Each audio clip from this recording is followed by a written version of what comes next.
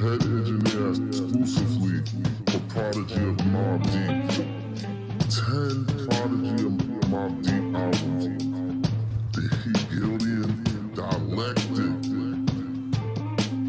The Book of Revelation.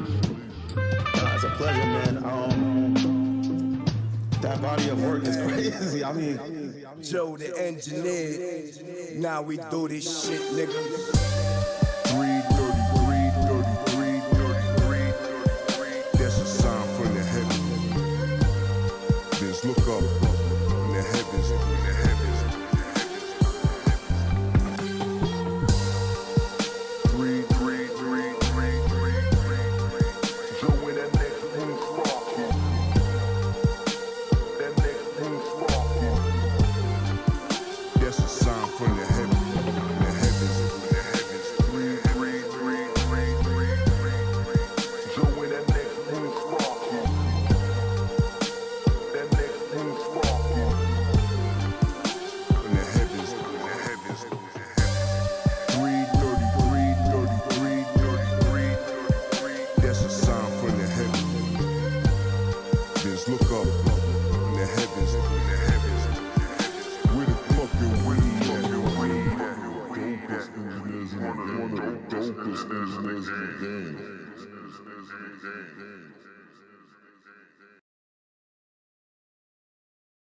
What up, homie?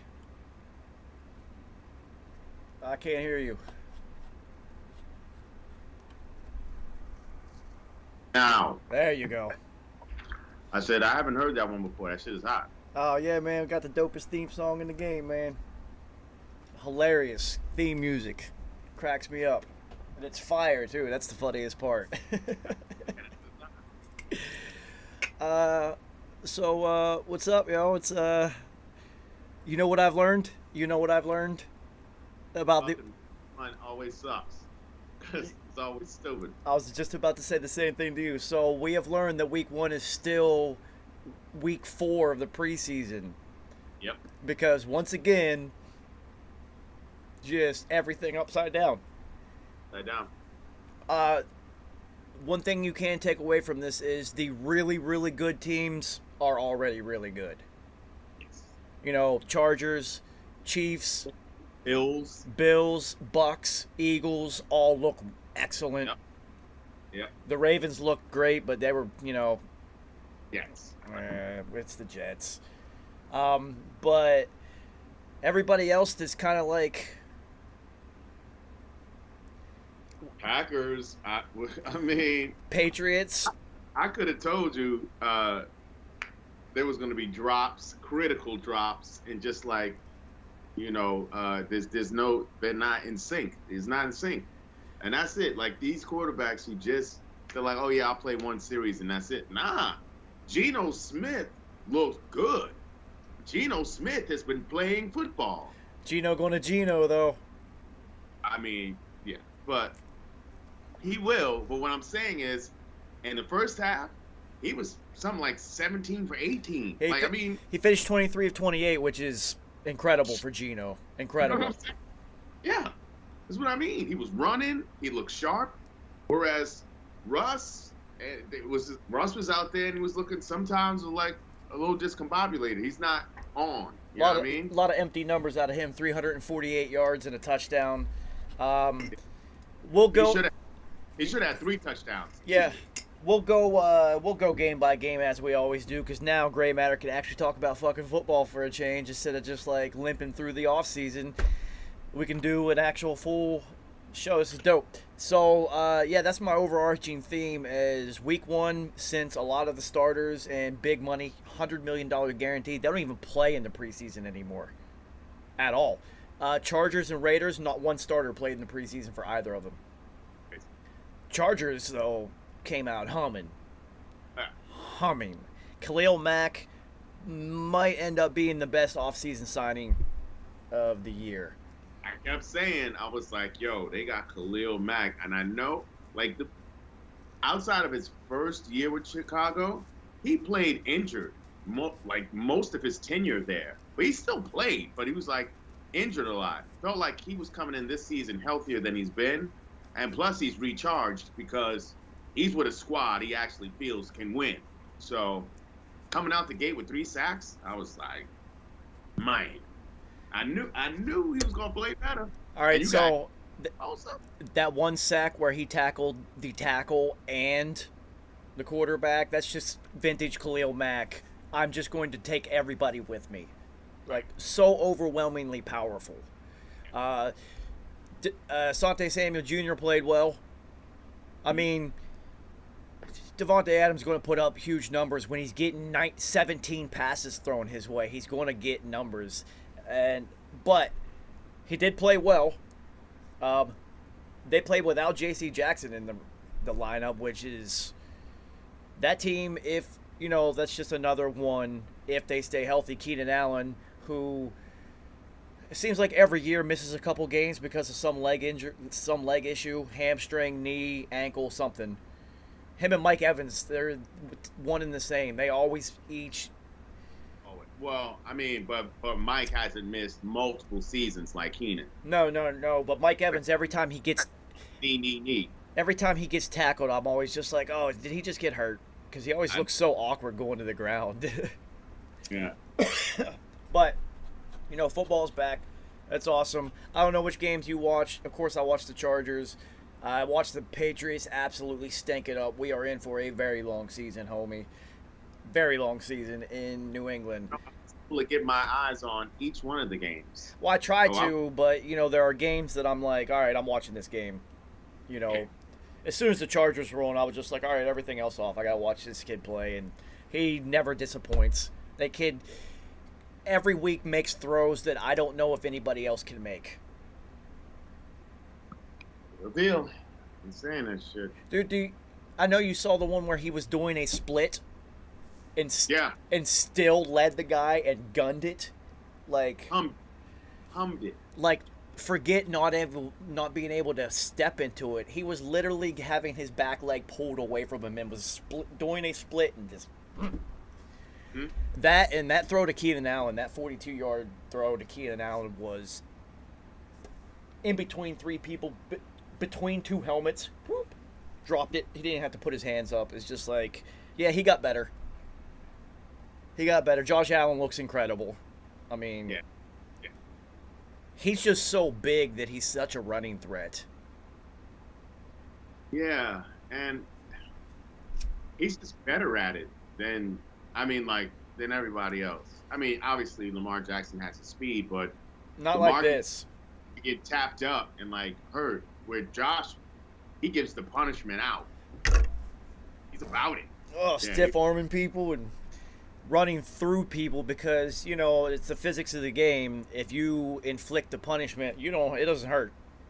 Right. It all goes right into them, and he's big enough that he can actually inflict punishment on some of these defenders. And it's just like, I know if I'm a corner and I see a 250-pound quarterback coming around who runs a legit 4.5 and who has forward momentum, and I'm on my heels, it's a business decision. I'm going right after them ankles.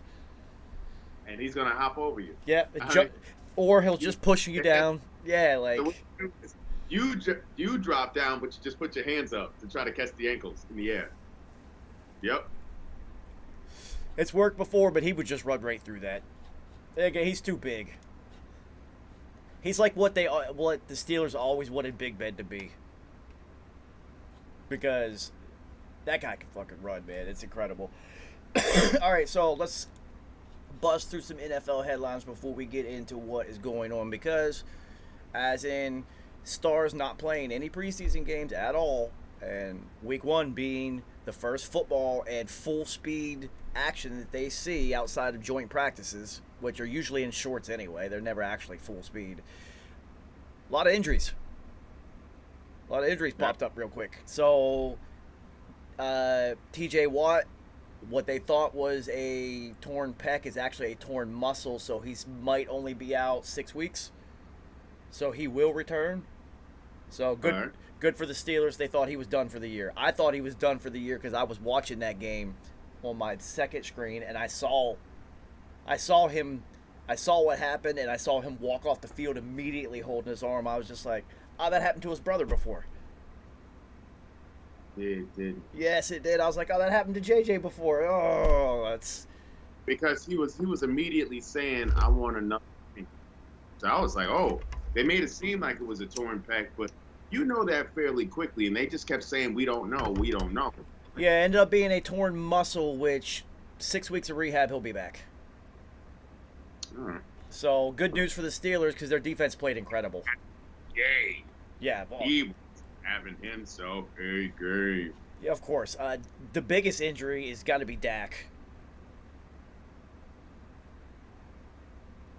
They done. Yeah, season's done for them. I did hear on the Pat McAfee show them talk about going and getting Huntley from Baltimore, and I was like, oh, that would be dope. But they're not going to let him go. Yeah, that name has come up a couple times. A couple people have said that. They're I not, just they're not going to let him go because they don't know what's going to happen with Lamar. that. So Now, what? if they had Lamar signed, They would do it. Yeah. They would do it because the Cowboys would be desperate. Jerry would give you so much right now for him. And to be perfectly honest with you, given his injury history and win percentage, I think Huntley's actually be better for the Cowboys than Dak would anyway. Dak's never been a Cowboys quarterback. Jerry's never wanted him to be the guy. No, he didn't. He's never been embraced as what that position commands. So why not go somewhere else, Dak, and let Huntley come in because that kid can play. We were saying that before, but he committed to stay there. Yeah. We've been saying that. He could have been in Seattle right now. Yes, he could. He could have been in a bunch of different places right now. Yeah. A bunch of different places. Let's see. Dak is not going on injured reserve, though, so there's some hope. It is just a broken thumb, but it's on his throwing hand. But it also, they were showing where it happened. It wasn't the tip. Well, if it's the tip, you're looking at, they said, 30 days? But if it's here, we're talking 8 weeks. Yeah, we're talking. it's all they in. said 8 weeks. But that's your gripper right there. That's what I'm saying. It's all your ability to hold on to the football. I've never been a big Dak guy anyway, ever. Like, as far as the quarterback position goes, he's a pretty good football player. But, like, what the NFL requires from a quarterback, I just don't think he's worthy of the conversations that are always around him. But is he elite or not? Not really. Not really. Is he any better than Baker Mayfield when Baker's healthy? Maybe a little. He's bigger. He's bigger. He gets better numbers, yes. He gets better numbers, and he is a better locker room guy than Baker is because Baker's kind of fiery and shit. So, but barely. Right. You And I know, was trying to another quarterback. Would you take Dak or would you take Captain Kirk? oh man, Good one. Eh? It's a good one. are we talking traditional Captain Kirk or this year's Captain Kirk? Because it looks like this year's Captain Kirk may be a little bit different. The new head coach is the offense. That's what I'm saying. I said he actually has a head coach who likes him. I said let's watch out for Kirk Cousins because now he has a coach who likes him. Well, not only and that, loves to throw the rock. that was the Rams offensive coordinator. So he's brought that offense, and they now have Justin Jefferson in the Cooper Kupp position. So Justin Jefferson's about to have 2,000 yards this season. I've been trying to tell everybody get Justin Jefferson. Now it's the cat to get. I know Cooper. Not wrong by getting Cooper Kupp, but if you could get Justin Jefferson, that's what I did. Yeah, of course. And I always thought the Cooper Kupp was going to not triple crown it again because who else do they have? Who else do they have to throw to right now? Like realistically, not Swarnick, whatever that guy's name is. Allen Robinson the second, but Tutu Atwell. he had like 1 or 2 catches.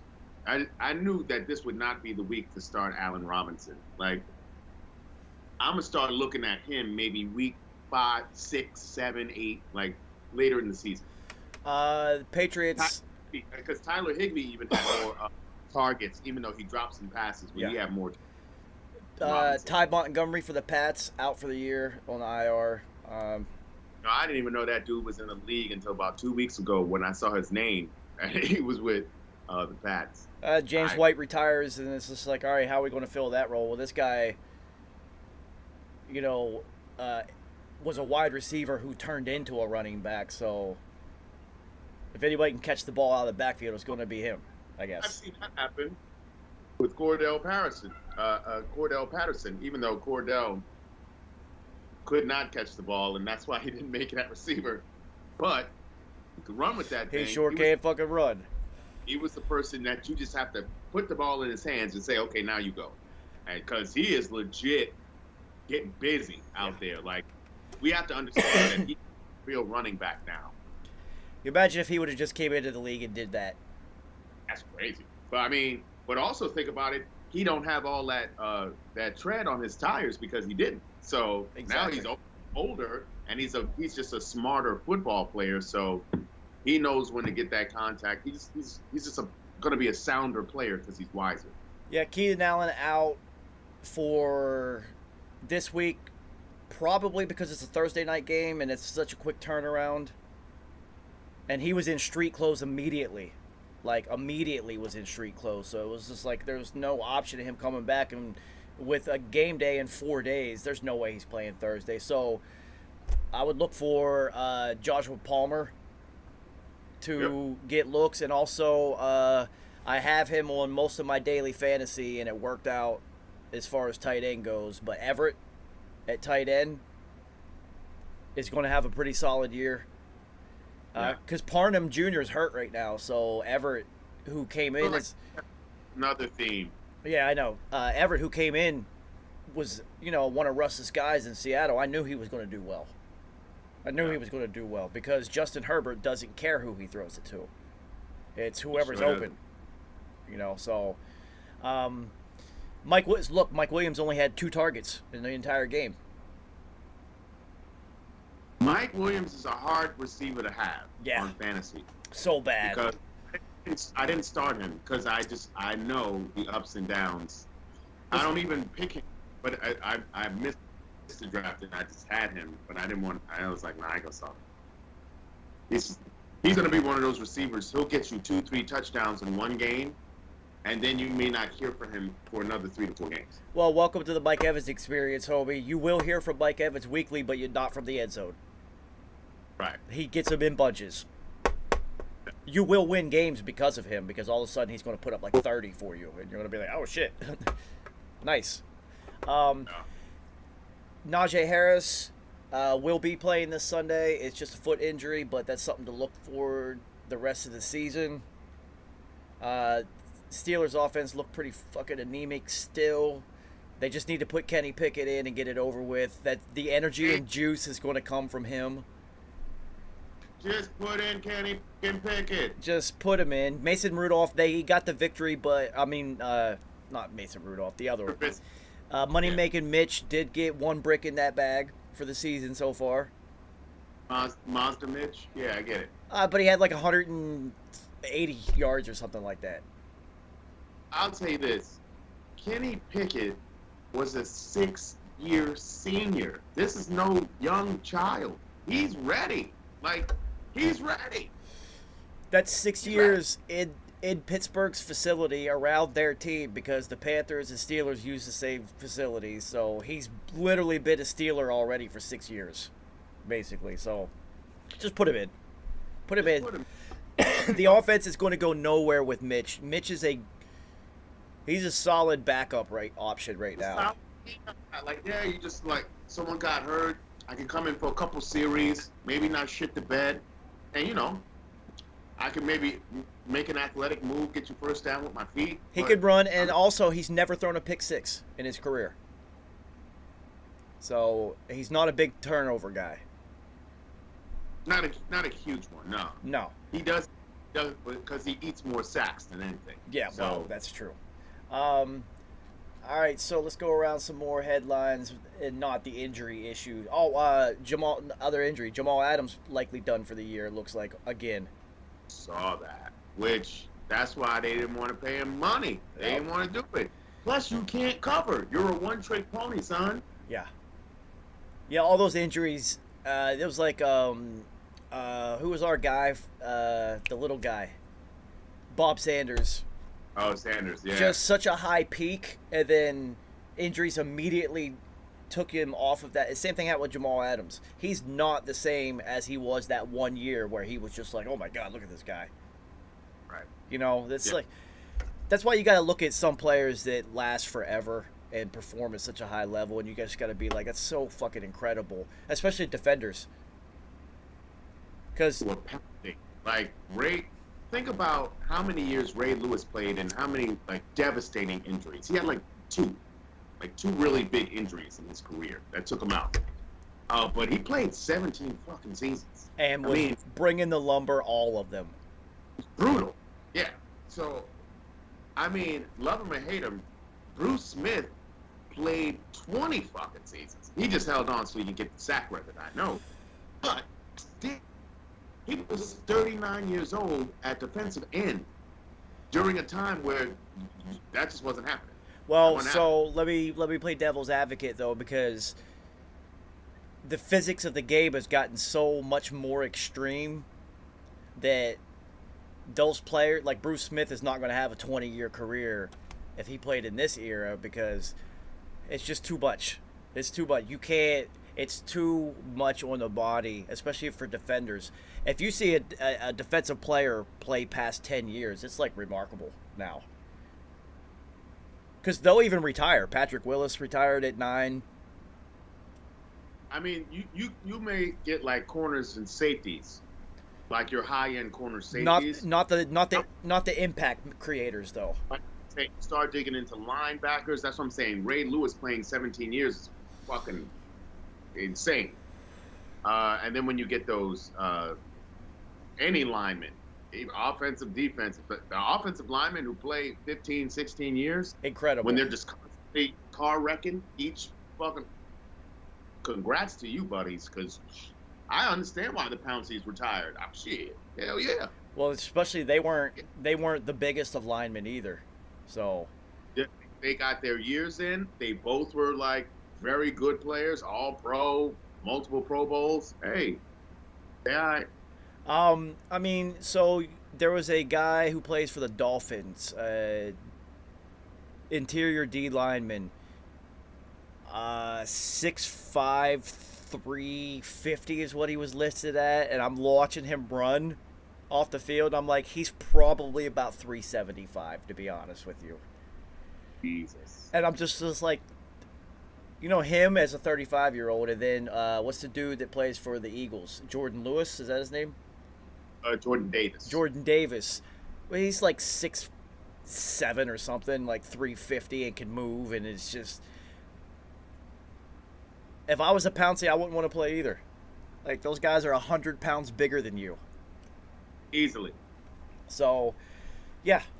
A headline that I am liking to see because I took a gamble. Well, not really a gamble. It's just a smart football decision because if he's healthy, he's going to be a super high volume guy. Michael Thomas is back, homie. I was going to say Michael Thomas. I know. I saw those two, and I was like, I want to grab him. There was a couple drafts when I was ready to grab him. He got scooped. I got scooped. I think in our draft, I was thinking of grabbing him, but I just had other needs. Yeah, I wish I would have got him in one league. I wish I would have, because last year I was ready. I had him, and then he fucked me the entire season. So because of I had like recency bias against him, because I was like, you fucked me all last season, we thought you was coming back, and then you never did, and I could have really used him. Well, So, see, this is a different style with Jameis, because Jameis is just like, we're at the red zone, where's Michael at? And I'm liking this. Because Michael Thomas was not really a touchdown scorer. He was just going to give you 17 catches for like 110 yards. Mhm. And it was going to be like, this is the amazing stat. It was going to be like 18 targets with 17 catches because he catches literally everything, which is always blew my mind. Like, why didn't Drew Brees use him in the red zone then? Because this guy literally catches everything. What are you doing? He has the highest catch percentage in NFL history, and it's not even close. He's like 98% something. It's like stupid. He literally catches everything. He went through a couple seasons where he didn't drop shit.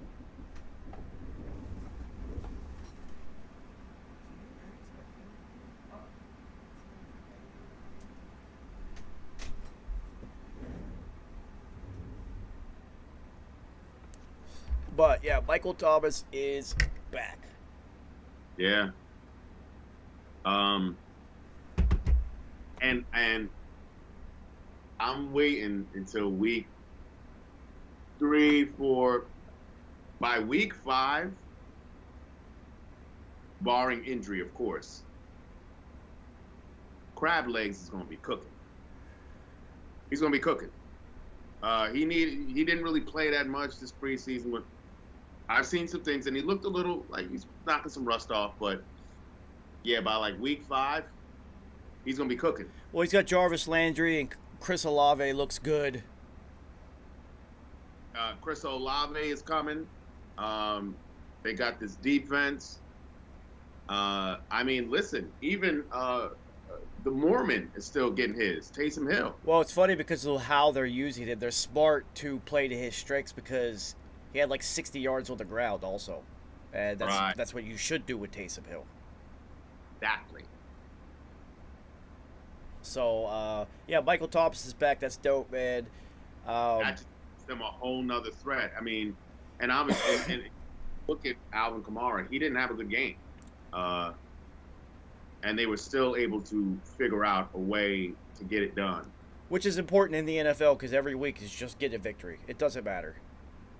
Even if you blow someone out by 70 the next week, forget it. It's a whole different week, a whole different scenario. You could play the same team again and they might get you the next week. It's just the NFL is like that. Devontae Adams and Derek Carr.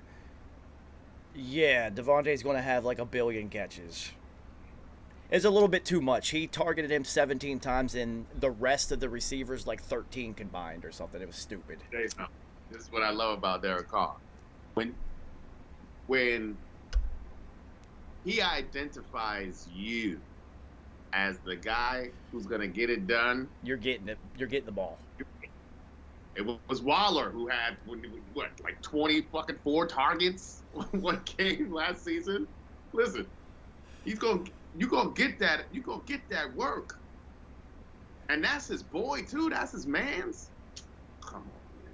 So all across the NFL, the trend that we saw, we've been talking about this for a couple seasons now because of literally, it's not because of Jamar Chase and Joe Burrow, but that's kind of what has kicked off the "this is my best friend" trend. And you see every single scenario, those receivers are getting retarded numbers. AJ and Jalen, oh my god. Yeah, thanks. I knew AJ was gonna get busy, but shit. AJ Brown is about to give Jalen Hurts a full-fledged career in Philadelphia. For real. Well, he's uncoverable. Yo. He's not as fast as T.O., but this cat is big and strong with better hands. Yeah. So, yeah. You remember how I reacted when I found out he signed there. I was devastated. And then they give fucking Bradbury on the other side who didn't score a touchdown. I was like, oh, God damn it. Yeah.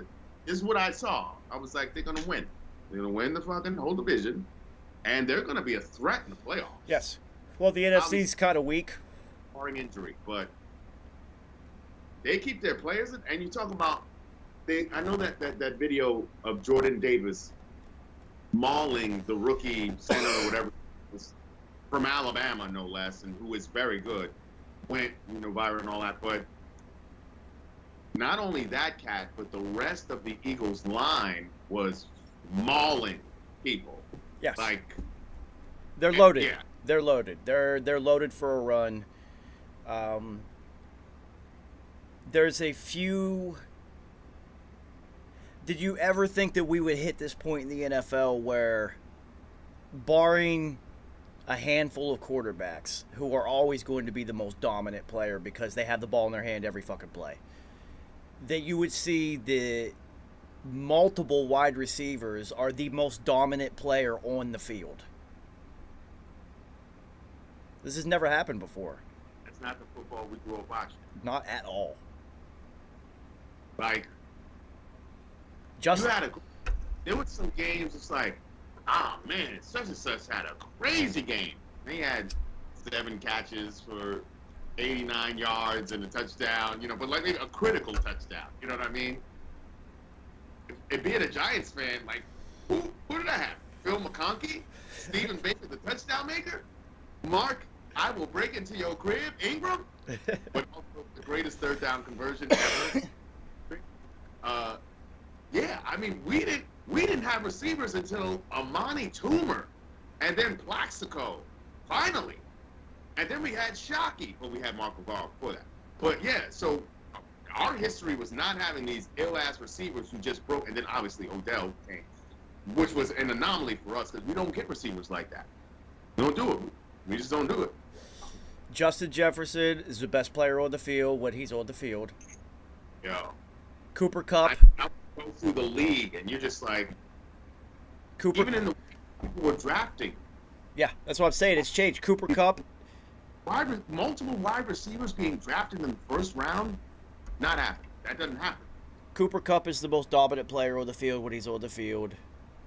Nuke, when he's back, is the most dominant player on the field when he's on the field. Devontae Adams, like, there's just a list, and it's A.J. Brown. A.J. Brown. There's almost 10 receivers who, when they're on the field, are the focus of the game. Tyreek Hill. Oh my God. Tyreek Hill. Making dudes look silly out there. I don't think I've ever seen someone that fast who plays football, because it's instantaneous speed, and these are all multi-million-dollar athletes running 4.3s and 4.4s, and he is making them look like children. Let me tell you something. He's so fast and so quick. He'll do a series of moves where he's already broken the person. He may have broken them again, but it's just someone else came, and then the person he broke already once or twice ends up making the tackle because they're just laid on their back, and he just comes back to him again, and they're like, oh, I finally got you. No, he's ridiculous. Yeah, and his build makes him even more ridiculous because he is so close to the ground. He can his moves are so quick, and it's within 3 steps he's at full speed. And you know what? And we're finally getting to see the fast guys, a fast guy who can stay on the damn field. Because John Ross, you know, combine hero, whatever, could never stay on the damn field. And he got drafted first round because he could run a 4.1, but couldn't stay on the field. Well, that's the How problem. many times have we seen it? That's the problem when you're that fast, though, is your ligaments can't handle that much speed. You're not supposed to be that fast, but he was born that. And he's now out of all the fast guys like that, he's stout. He's the stoutest one. Well, I've seen. he was also just born like that. He's like Bo Jackson fast. He just was just that, like that guy. He was just faster than everybody from day one. They just knew it. You knew it. You saw him in college, his highlights. It was just like, oh my God, who is that guy? He's literally faster than everybody. And there are people faster, but not with pads on and humans running around and a football. I've never seen someone faster than this. It's incredible. I'm not even a Tyreek Hill fan, but it's incredible. Pretty sick. Yeah, Pretty sick. so fast. The Browns. Hey, we didn't even mention Deebo Samuel. Well, that's good. Well, we'll get to their hurricane know. that they played in. Dominate, yeah, receiver. He's a dominant player. That's 10. That's 10 players that when they're on the field, they're the most dominant. That's not a quarterback, and they're all receivers. I can only think of maybe 4 running backs who are the most dominant player on the field now. It's all by committee. Every team's by committee. Oh. which It's going to sucks. be interesting to see what Seattle does because they did rely heavily on Rashad Penny, even though Kenneth Walker Is III injured. is injured. Yeah, when he comes back, you'll see more of a by committee because it's just even the Browns who have the best running game in the NFL. It's by committee because they have two of the probably top, at least easily top 10 running backs in the league. And I got Chubb Rock who gives you 118 yards, but Kareem Hunt scores all the touchdowns, and that's how the Browns work. Touchdown. He gets the touchdowns. I know he gets the fucking touchdown. So the Browns have unveiled a new midfield logo for the rest of the season. They brought the elf, that little elf from the 50s. You don't remember that? Yes. That's now their 50-yard logo and mascot. The Browns are going to Browns, dude. Happy for Jacoby Briskets, though. Yeah. No, I am. Of course. And then, him being him, heartfelt ass press conference afterwards, which makes you just love him even more. Yeah, that guy's going to have like a 18-year NFL career. Easily. Going to be in some organization just making them better. And then he'll go into coaching immediately afterwards. Absolutely.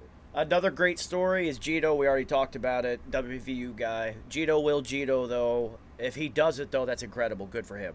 Awesome. And also, they've been talking Gino up. They're like, this is what Gino has been doing. Like, this is what we've been seeing. This is how he won the job. I mean, I know they're supposed to say that, but you actually kind of almost believe the shit. So, Rex Ryan had an absolutely hilarious take today on the Pat McAfee show about Gino. He's like, Gino's my guy. He's like, I started him for 2 years. He's got a marshmallow chin, but that's my guy. I was just like, yo, Rex is wild for even saying that. He is, because he got knocked out. I will say this, though. Like, Gino, I mean, outside of getting knocked the fuck out, Gino is low-key a little athletic. And I was thinking he should have really been working on that. If I was him, I'd have been like working on speed and working on just getting a little thicker. You know what I'm saying? Just getting putting a little bit more muscle on. And then using that, I would use whatever I could, like as a new tool in my toolbox to be even like to step it up another level. Well, the knock on Gino's always been able to throw it well. Yes. The knock, he started as a freshman at WVU. That's rarely ever happened. He was a 4-year starter. So the knock on him is, there's going to be a couple of games that are going to be close. And it's going to be, you're going to need this quarterback to make a play, and he's going to. He's going to throw it to the other team. And you're going to be like, why did you even make that decision? That's the one thing, and I don't know if you can fix that in a quarterback. I don't think you can fix that. You're either like clutch under fire or you're not. You're shaky. Well, I will say this. Vinny Testaverde threw a lot of early interceptions in his career. And obviously he got a lot of chances. And then he became a veteran quarterback who was relied on and who then snatched jobs from younger quarterbacks and sent teams into the playoffs and almost took a Jets team to the Super Bowl. So I say that there are instances where I have seen it. It just depends. You got to be in the right situation. I think Vinny just like something clicked in Vinny, and then he just got it, and something transformed in him. But a guy like, let's say, a Rich Gannon, who also didn't have early success in his career, he got into a system and with the coach in the right situation, and then he became like a multi-time All-Pro and like damn near say he might be in the Hall of Fame. Good, maybe. Didn't he win an MVP? Yeah, for the Raiders. Yeah, it was All-Pro. He was making it to. I mean, yeah, like, the last 6 years of his career were fucking phenomenal. So I mean, the other overall take before we get into some game action from the week is kickers suck. There are so many blown kicks this week. Jesus. all over the place. But we talked about this before. As soon, at first glance, when they moved it back, the extra point, people were like, "Oh, they just moved the extra point back. It's still like easy." No. That shit played your mind because these kickers have muscle memory, and so they know how they've been kicking like, "Oh, it's only this length or this long." You put a little extra yards behind that, and now you have a defense who is more likely to block it because the longer the kick, the more likely you are to block it. And I think that just plagued them. They haven't figured that shit out yet. But so many kicks going to the left, the right, to this. And that's why you can identify just the best absolute fucking kickers in the game, because regardless of the length. I mean, you look at a guy like well, obviously the cat in Baltimore, but even like a Brandon McManus, when he misses, I'm surprised. I'm like, oh shit, he missed. I mean, they had absolutely no problem pulling the trigger on a 64-yard game winner, and I actually made a comment. I was just like, yo, I remember if you could hit it from over 50, you were a big fucking deal. Yeah, and he almost hit it. He just was going a little bit to the left each time. I believe if he had one more shot, he does hit that. So, but I was surprised he actually missed it. I expected him to hit that. So, since Pat McAfee is a former punter and kicker, you now have a huge media personality who constantly talks about these idiosyncrasies of the special team. So, he was talking about how you need the laces out as far as possible because the backside of the ball is harder. And any part that you don't catch as the actual, like, there's a sweet spot on the back of a football, the center was the hardest spot. That's what you want to hit. Then the football gets wrapped around your foot for a microsecond longer, and it's going to go left because it's now takes longer to pop off of your foot. And even it's just like if you play golf, the same thing happens if the ball is on your club face too long. It's always going to go left. You're always going to pull it. So I was just like, I never thought about that. So you have to think about in warmer weather, the balls are going to be more pliable. Kickers have to make that adjustment.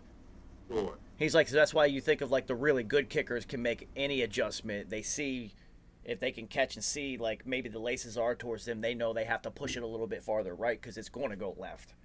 Yeah. So I was just like, and they're looking down at the ball as everything is happening. I would say even like in the Evan McPherson miss when it was a high snap. Did they do that on third down or was that fourth down? No, that was third down. But the issue is their long snapper got hurt, so they had a backup tight end was long snapping. That's why they missed two extra point and that field goal because the snaps were so bad. Because I was gonna say if I catch that if I'm the one catching it, as the holder, I know it's third down, and we have another down, and this high snap is not going to work. Yeah, you just go down and call timeout. Go down, call timeout, and then, then, yeah, we got to talk about this long snap and shit. Because I remember a game, was it the Steelers? And I think their long snapper or some shit got hurt, and like James Harrison was snapping the ball or something. And it was a disaster. And I was like, oh, the Steelers are about to get destroyed now because their long snapper was just that important. Yeah, your long snapper is important, but I'm just saying they called the kick on third down for a reason. So that you don't have to kick it just in case some bullshit like that happens. And that was a lack of awareness on whoever the holder was. That's a lack of awareness on him because typically you're going to call the kick on third down in case it's blocked. Mm-hmm. And then you can still recover it behind your line and you can get another shot at it. And that's going to be the first thing that you say. A well-prepared team like Belichick would have gone over everything, would have said, if it's a bad snap, like really bad, considering we have a backup long snapper, just go down. It's going to add six yards onto the kick, whatever. These NFL kickers are bombing from 65 yards like it's nothing. Who cares? So that's you would have to be an extremely, extremely well coached team and well repetition, because you'd have to go over that scenario. Sure. Because it's so quick, Kerry. It's so quick. He's got to catch it Yeah. and make yeah, that call immediately. Like, nope, I'm just going down. Yeah. Yeah. Instead, he tried to force it, and Think about it. Most holders in that situation, what do? They stand up, and either they try to run or they'll pitch it to the kicker, or like everyone's in fucking panic mode. Yeah. Because they don't know what the fuck to do. Yeah. I used to love extra points in high school because, you know, it's high school players. The special teams operations are not always going to be so crisp, and they had me as the outside blocker. Cause it's high school, you play every fucking down. Like, you never come off the field, so you're doing something on field goal, but a lot of bad snaps, which means fire, and then just head to the corner of the end zone. Got a lot of 2-point conversions out of nowhere. But yeah, so that was a backup tight end who was long snapping, and he did a terrible job, cost them a game.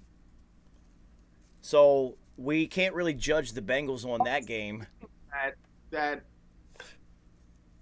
they had no business being in the first place. But still should have won that shit. Yeah. So that actually speaks to, I would say that loss actually speaks to the Bengals, but almost in a positive light, because normally when you turn the ball over that fucking much and all this other, you should not be in a position to win this game. You should be getting blown the fuck out. So. Yeah, so, all right, let's go over this week's action because the NFL is back and it's fucking awesome. Bills and Rams opened up. We all went with the Rams considering the backup corners for the Bills. And we learned something about the Bills' secondary is their backup corners can play. Yeah, we learned that, didn't we? And the rest of their defense is so loaded, you know, it's not weighted so much on the corners if you have Von Miller sacking the quarterback and applying so much pressure. Yeah. Makes things a little bit easier for those corners. The Rams, Odell probably needs to come back and sign with the Rams. They don't really have nobody but Cooper Kupp right now, and that's not looking good.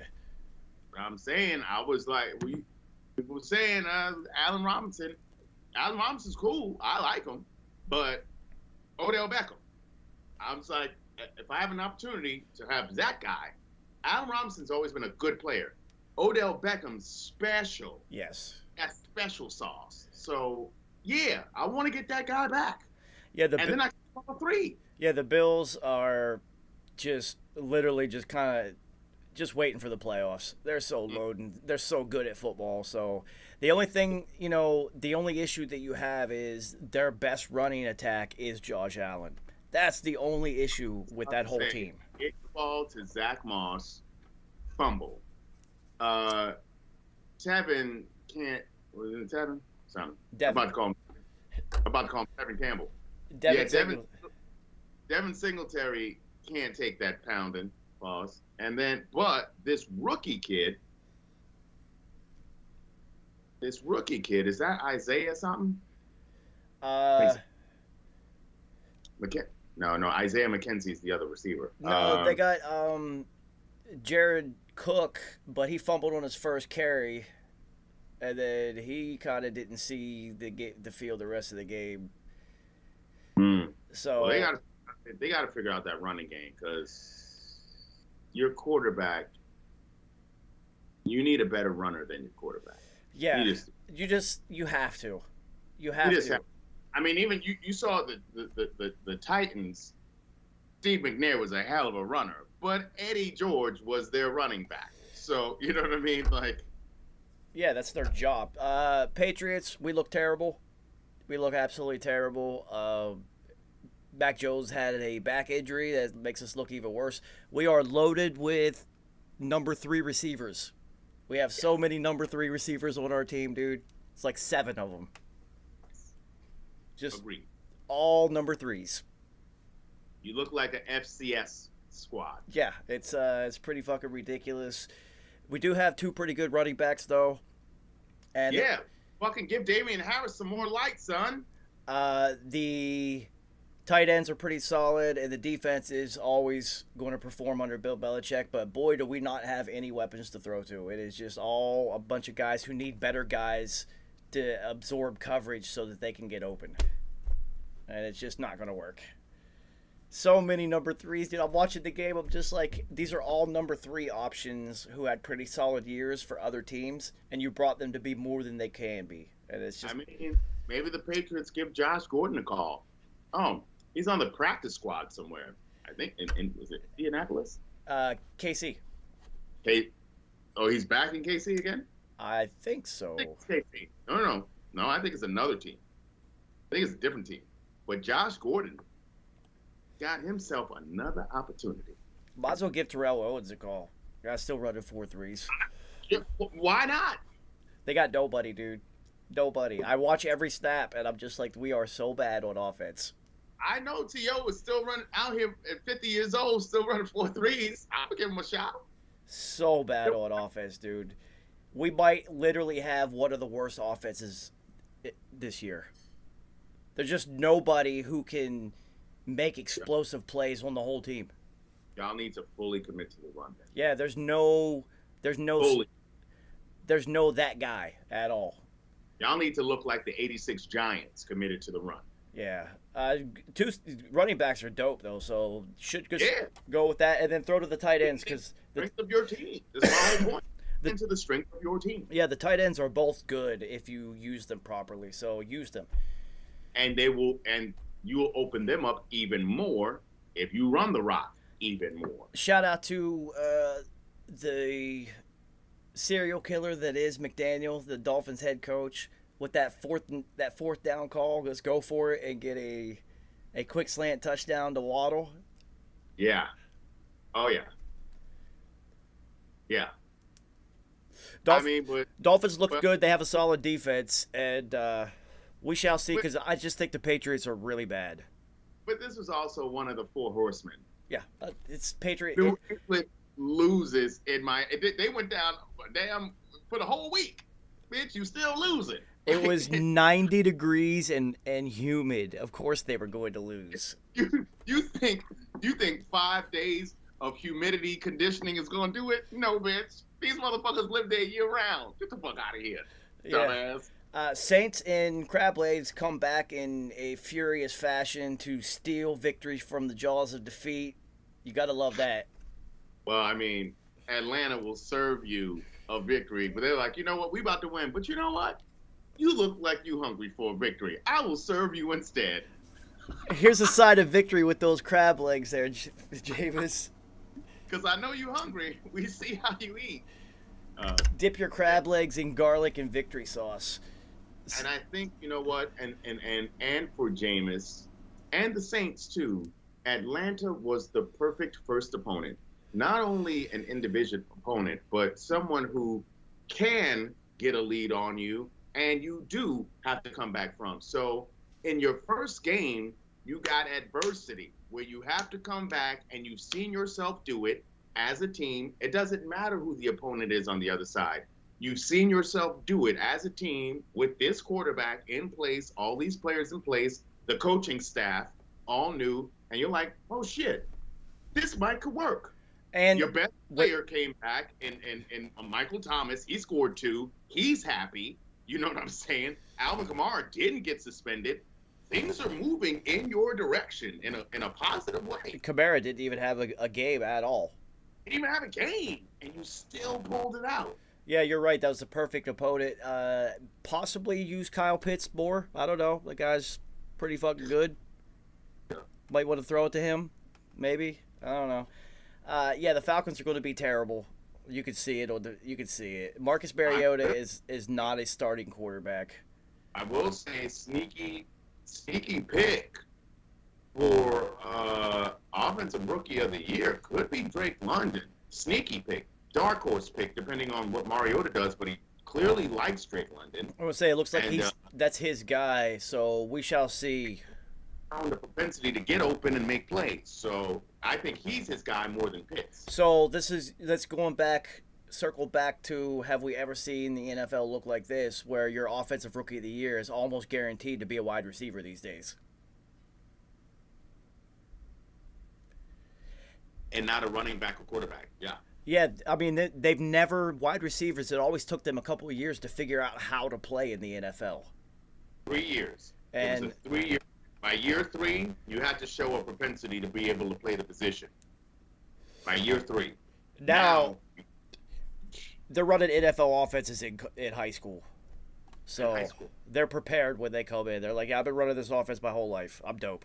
Give me the ball. Mm-hmm. And then we've just had a run of a few who look like they might be all-time greats back to back, like Jefferson and Chase, rookie and rookie. It's just like, but we do it. We've talked about it numerous times when they were coming out of college. Like, yeah, wait till these guys get in there. Because when you play at LSU... The receiver line of LSU is just getting, talk about teammates, Jarvis Landry, Odell Beckie.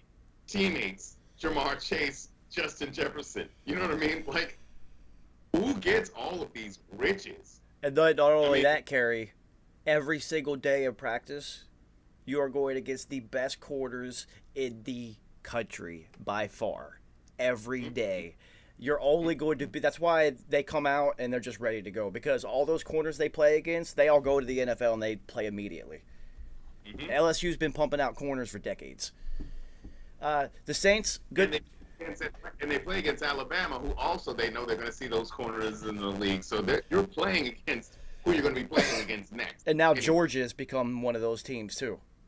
Georgia's become one of those teams, yeah, no doubt. So the Saints... pretty good start for them. The Bears and Niners, there's nothing to talk about. We know nothing of either of these teams. They played in a fucking hurricane. We know nothing. We're not even going to talk about it. I'll tell you a sad story, though, based on this fucking game. My homie hits me up. He's like, yo, there's a pool, knockout. 15 G's, $100 buy-in. Done. Who picks the San Francisco 49ers to be the Bears team that they should be? Yo, I got knocked out in week 1 of my knockout pool, too. Thanks, Giants. Thanks, Titans.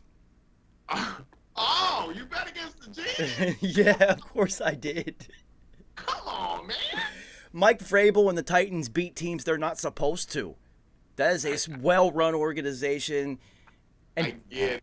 And I even picked against the Chiefs, but I'm just saying, I didn't even pick the Titans to win, and then I was like, nah, I'm not going to do that. Not going to do it. So many survivor pools done in week 1, dude. So many. He showed me the numbers afterwards. Oh, it was a bloodbath. He's in a great position. So many people got knocked out. I was like, mother. Dude, I got knocked out in week 1. That never happened. I made it all the way to the playoffs last year. I actually made it to the Super Bowl and just didn't have anybody left. Oh, yeah. Yeah. I was just like, wow, I made it this far, though. I made it in the top 100 of my pool, though. I won money. But, well, see, that's the thing. I was thinking, like, I almost was going to choose the Browns because I had a feeling Baker was not going to complete the revenge game. But I was just like, I just didn't see enough of briskets to have the confidence to choose them. And remember, Carolina was winning. Yeah. It took last second. It took a couple different things for the Browns to be able to make it happen. Yeah, I mean, another possible one, you always go whoever the Jags are playing, pick them. That's always... This is also true. I did think about that, but you remember what I told you about the Jags? I told you they're going to be a tough out this season. No, I knew that. It took Washington a last-second comeback to be able to get them. These Jags, different Jags this year. I'm telling you. I mean, the only safe pick would have been the Ravens, but you don't want to have to use the Ravens in week 1 in a survivor pool. I didn't want to do that. And that's exactly my point. I didn't want to have to do that. You know what? I know for next year, just week 1, just get through week 1.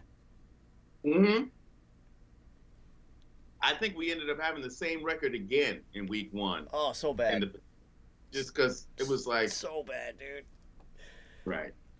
So, yeah, we can't really talk about that. We don't know what's up with either of those teams. We can't talk about anything. Justin Fields has given me hope. Like he has rewarded my faith in him. I'm like, I feel like he's going to get better. It was shitty conditions. So bad, Rain dude. fucked up out there. But he made plays when they absolutely needed him to. Conversely, Trey Lance was throwing the rock to the other squad. So you could see who has been playing versus who has not been playing. Well, I And think should like that. Justin Fields has been playing. I think that if you have Debo on your fantasy team, like I do, Yeah. that you're gonna have to wait until Jimmy G gets put back in as starter for Debo to really take off because Trey Lance is terrible. Steelers and Bengals, homie. Neither team wanted to win this football game. Anyway, go ahead. Yeah, Steelers and Bengals. Neither team wanted to win. They went till the last few seconds of overtime until somebody finally won this damn thing. What a retarded overtime! They missed like 4 kicks in overtime. It was absolutely insane. The comeback for the Bengals to get in position, like Jamar Chase scored really 2 touchdowns in the last couple minutes. They should have reviewed the shit. I don't know why you don't review that. Review it. You score that touchdown, you change the complexion of the game because now you probably get the ball back, and then you just get your field goal that you have to kick is in regulation, and you're done. Yeah, how good is Jamar Chase at football though? Yeah, very good. Oh my god, dude! And he's got his best friend, his guy, for at least like 7, 8 years, 10 years probably of this. Downside, my guy T. Higgs got hurt Again. So yeah, look for Tyler Boyd to have some inflated numbers this week coming in, and also Michael Thomas, who dropped a touchdown, to have more looks this week because of the absence of. Tight end. No, that's a backup wide receiver. Oh, because I was thinking Hayden Hurst is going to get some more looks too. Did you see that sweet ass toe tap on the sideline? Yeah, no, they have very talented pass catchers, including. I think my guy Hayden Hurst is actually going to, at the tight end position, going to have his best personal year. Well, Uzma had a good year last year, so he's with the Jets now. So yeah, Hayden Hurst is going to have a big year because Higgins is going to miss games. We've seen this. He's going to give you 1,000 yards, but he is going to miss probably 3 to 4 games during the season. This is why Tyler Boyd always is a fantasy darling, because during those 3 to 4 games, this is where he eats, and you're just like, oh, I got to pick this guy up. He eats, and he'll have like a ridiculous touchdown. He may pull a Jerome Simpson and flip over somebody and land perfectly on his feet in the end zone.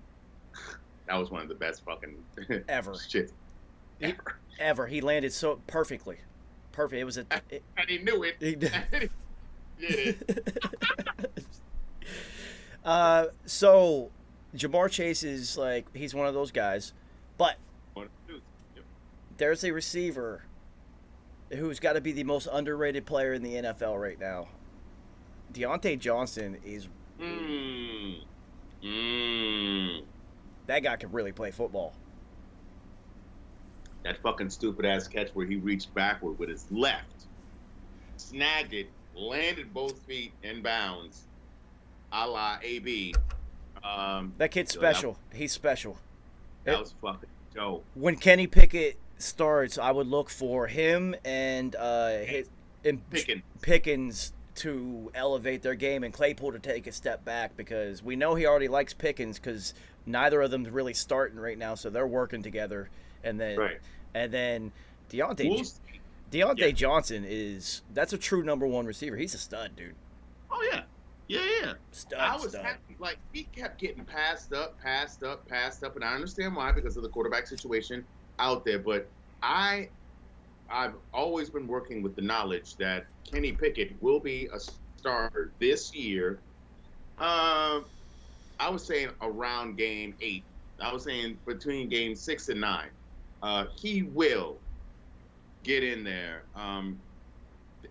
Them losing this game would have helped it be like the 6 to 7, but they deserve to lose this game.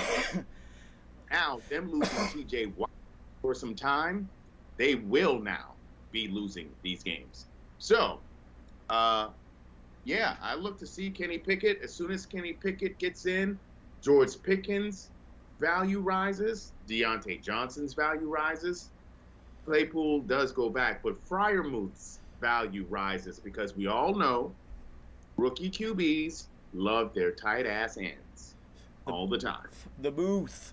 So the Bengals is week 1. Who cares? They're going to be a factor. The Steelers are going to go somewhere above 500. They always do.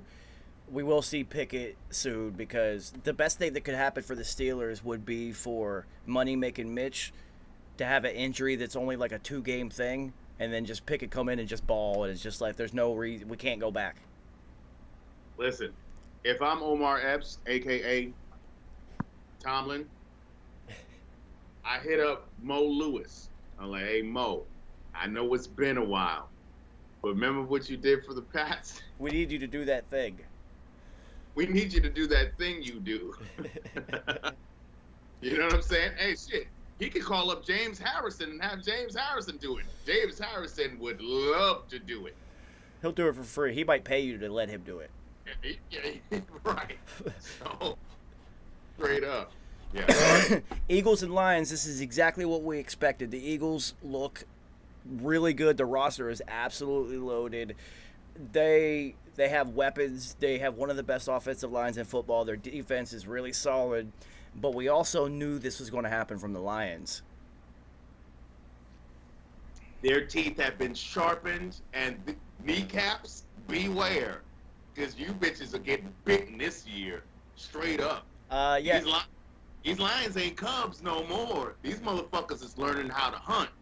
And they getting hungrier by the game. So just wait. Just wait until homie Jameson from Alabama, the receiver, when he gets in the fold. Listen. Yeah, imagine Amon, my guy Amon, as a number 2 receiver instead of having to occupy a number 1 role. Which he's not physically built for that, but he's getting busy. He's getting busy. Still got T.J. Hawk, and then DeAndre Swift is showing his ass right now. No, their offense, and they have a really good offensive line, too. The Lions are going to be effective. So if you're doing daily fantasy, which I do, obviously, we all do on Sundays, Jared Goff is a sneaky QB pick because he's going to put up numbers and a couple touchdowns, and he's going to be cheap. He's going to allow you to grab other people who are way more important. So, trust me, for week 2, I've already got him in a couple rooms. Like, all right, I'm going to take him because I know he's going to get probably 2 touchdowns and 250 to 300 yards, which is because he could throw Swifty. You still got Jamal Williams, who also catches out of the backfield. You got T.J. Hawk. You got Amon St. Rob, the rah-rah man. You know, they got weapons. Jameson Williams, whatever. I think it's Jameson Williams. But also they got a couple of other receivers out there too who just get like sneakily biz every now and again. Yeah. And there's no one you could really name on defense, but like everyone plays with an intensity that they just fuck around and they'll get a play. You could tell that that's all stemming from the coach. The way that they play is all from Motor City Dad, and you gotta love it. It's awesome. Absolutely. So yeah, the Eagles they're going to win that division. The Cowboys are already done. Carson Wentz is going to Carson Wentz late in the season, and you know it's going to happen. And then the G-men, hey, Daboll, we'll get to them. But good for Daboll. Ravens and Jets, not a whole lot to talk about. The only thing there is to talk about is Lamar Jackson turned down the Ravens contract offer because he wants almost fully guaranteed, like Deshaun Watson. So, if you're looking for Lamar Jackson to have a lot of running touchdowns this season, it's not going to happen. This guy is going to try to prove that he is a elite level quarterback, and he is going to be throwing a lot this year. Good for him. His numbers are going to be more, but his running numbers are going to diminish a lot this year. Also good for Rashad Bateman. And Devin Duvernay. Yeah, Devin Duvernay, who I was at the game at University of Texas when they faced WVU, and Duvernay and my man David Sill. He was on the other spot. But yeah, Duvernay got busy, scored the winning touchdown. Well, and then obviously Good shit. I've always liked David Duvernay. But Rashad Bateman, as long as his health is intact. And then they have one of the best tight ends in football, so pretty solid receiving core. I don't know really what they have at running back. J.K. Dobbins is injured again. So Kenyon Drake is there. They're waiting for what's his face to come back? Not Justice Hill. The other one, the bigger dude, Gus Edwards. Gus Edwards. Yeah, they're waiting for him to come back. Yo, we know too much about NFL football. I'm using too much of my brain capacity. How the fuck I should not have known that information. Neither of us should know that Gus Edwards is a thing. We should not be able to pull that out of the ether. This is stupid. Yeah, I'm just saying. It's there. So they're waiting for him to come back. So Kenyon Drake is like the number 2 right now. They're still really doing by committee. So actually, they're in that situation where Lamar is going to be the best runner on the team. I think he's going to try to prove that instead of being Lamar, I think he's going to try to prove that he's an elite level throwing talent. And I'm just saying, I'm not saying it's not going to work. All I'm saying is his running numbers are going to go down this year. I could just feel it because he bet on himself, so he's trying to prove something. Mm-hmm. And if he's... You're right. But there will be spots. Yeah, of course. Where his instincts just take over. And it's like he knows what he's trying to do, but his instincts will still take over. And he does try to win for his team. He actually is trying to win a Super Bowl. He actually is trying to do that. He's really, really trying to advance in the playoffs and win a Super Bowl. I see it in him. I see that. But so that's what I'm saying. He may want to just like lean into trying to be a drop back. But I think someone like him, his instincts, which have gotten him as far as they have gotten him, will take over. Unlike someone like a Russell Wilson, when he says, I'm going to stop running right now, and I'm just going to keep scrambling until I find someone, even though he could run like that at one point. Like, I don't think Lamar has that in him just yet. He's still young, where his instincts are still so strong. I don't know if he'll be able to just do that all the way he probably would want to. Well, the reason that I'm so adamant about this fact is I had a 10-leg anytime touchdown parlay this week, and Lamar Jackson happened to be one of them, and I immediately realized after watching this game and his highlights, he's not going to have a lot this year because he had opportunities to just take off and be Lamar, and he... But it was also week 1. And it's the fucking Jets. And he did not play any of the preseason. So this is what I'm saying. This was a preseason game for him. So the Jets are terrible. They're going to be bad this year again. I don't care who's at quarterback. They suck. They do. Surprisingly, Corey Davis got more looks than the rookie Garrett Wilson and Elijah Moore, sorry. Moore. But I knew that was going to happen because Flacco was a quarterback. Flacco likes that guy. Yeah, so I knew that was going to happen. So I actually had in one of my daily fantasies, had Flacco because he was cheap, and then Corey Davis to try to double up. But Flacco, and he did have pretty solid numbers, was just not good enough to, like... Patrick Mahomes had five touchdowns. Carson Wentz threw 4. Yeah. So, like, there were quarterbacks putting up numbers, so you had to have one of those guys. You know, it wasn't like that one game last year where Mike White had 5 touchdowns. So if you had Mike White, you just won. Yeah, you just won. There's nobody had Mike White. Yeah, only people who were just like, well, he's going to start, and I can get him for really cheap, so I'm just going to take him, and then I'm going to get, like, Jonathan Taylor and Derrick Henry. Right. You know, so that's the only reason you do something like that, and sometimes it works. Derrick Henry only 84 yards. He really didn't do a whole lot. Thanks, Derrick Henry. So the Jets are terrible. We know this. Jags and Commanders, we knew the Jags were going to be competitive. Every team has talent, but the Jags have a bunch of guys like Marvin Jones Jr. who are going to have... Is someone trying to call in? Because it's 2 of 3 in the call. And it's got to be... There he is. Is it nice? Tell me this is nice. It's either Nice or Roger Harper. Yeah. Anyway, like Marvin Jones Jr., Yeah. who are going to have 80 some yards every single game. Every single game. Every single game. They're going to probably have 8 to 9 touchdowns on the season. Effective wide receivers. They have a couple of those. And then Etienne is healthy. James Robinson, solid NFL running back, scores a lot of touchdowns in the red zone. That's pretty solid. It's all really on what Trevor Lawrence, what his evolution is going to be. But they're like the Lions of last year. I look at them like the Lions of last year. So like the Lions, we knew their record wasn't going to be good, but we knew they were going to be competitive. Gonna fight. And I think the Lions are just one step ahead of them right now because. Yeah, you're right. Yeah, I agree. So But I told you, I've been saying that. Like, motherfuckers gonna fight. Yeah, we shall see. The Commanders, Carson going to Carson. He will have games where he does have 4 touchdowns. But he I also will say this, he he did sign Lauren, which I was wondering what that relationship was gonna be like.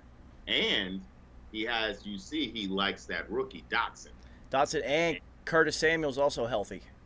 Curtis Samuels is healthy for the first time. And Antonio Gibson, look, I know they were going to relegate him to kick, but motherfucker still goes. You He know can run and he can. who else is healthy for them? Logan Thomas. Logan Thomas, yes, big. So they actually have a pretty solid offensive core. Oh, we got like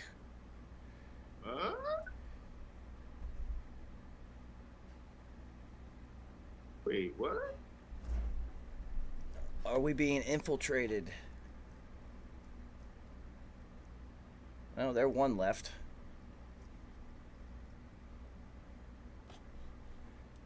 I have no idea what's going on here.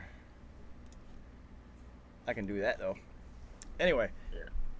Yeah, we're gonna go back to Zoom next week. That was weird. I don't know what that is.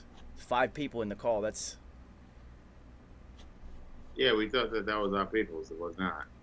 how are random people trying to join this thing? I didn't invite anybody else. Yeah, that's what Zoom went through.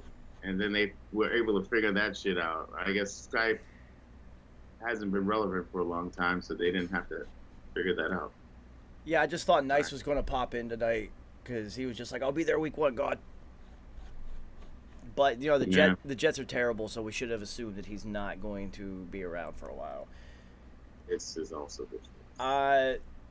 Commanders, we shall see. The jury's open on them. Their best player wasn't on the field at all. The thing is with the Commanders, and I told you this from before, they really fuck with the coach, Ron Rivera.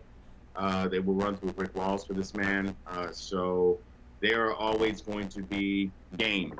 They're always going to be in it. Now, depending on what Carson does, obviously.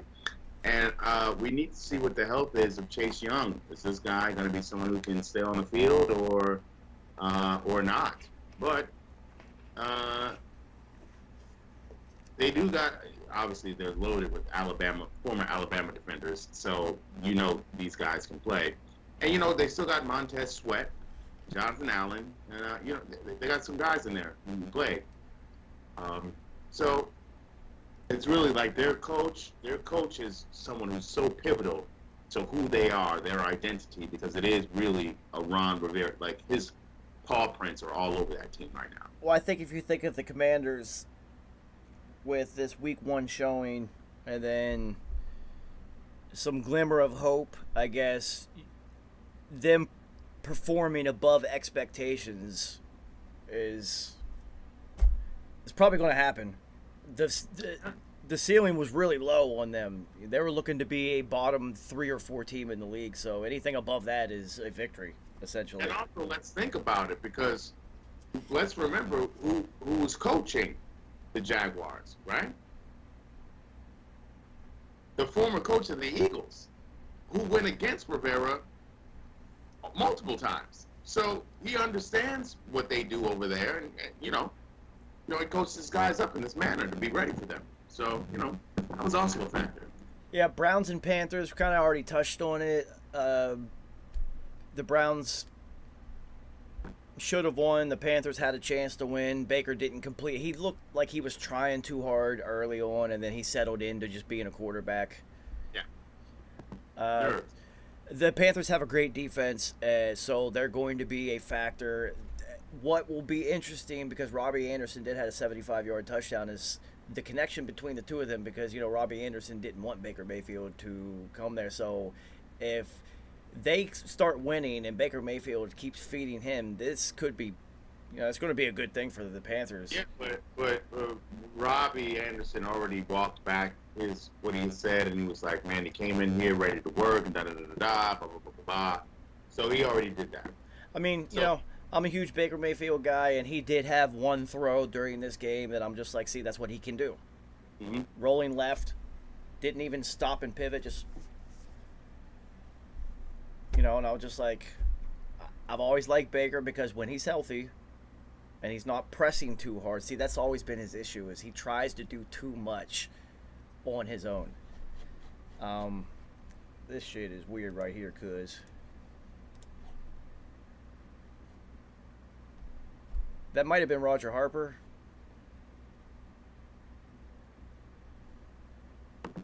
I did see a big forehead.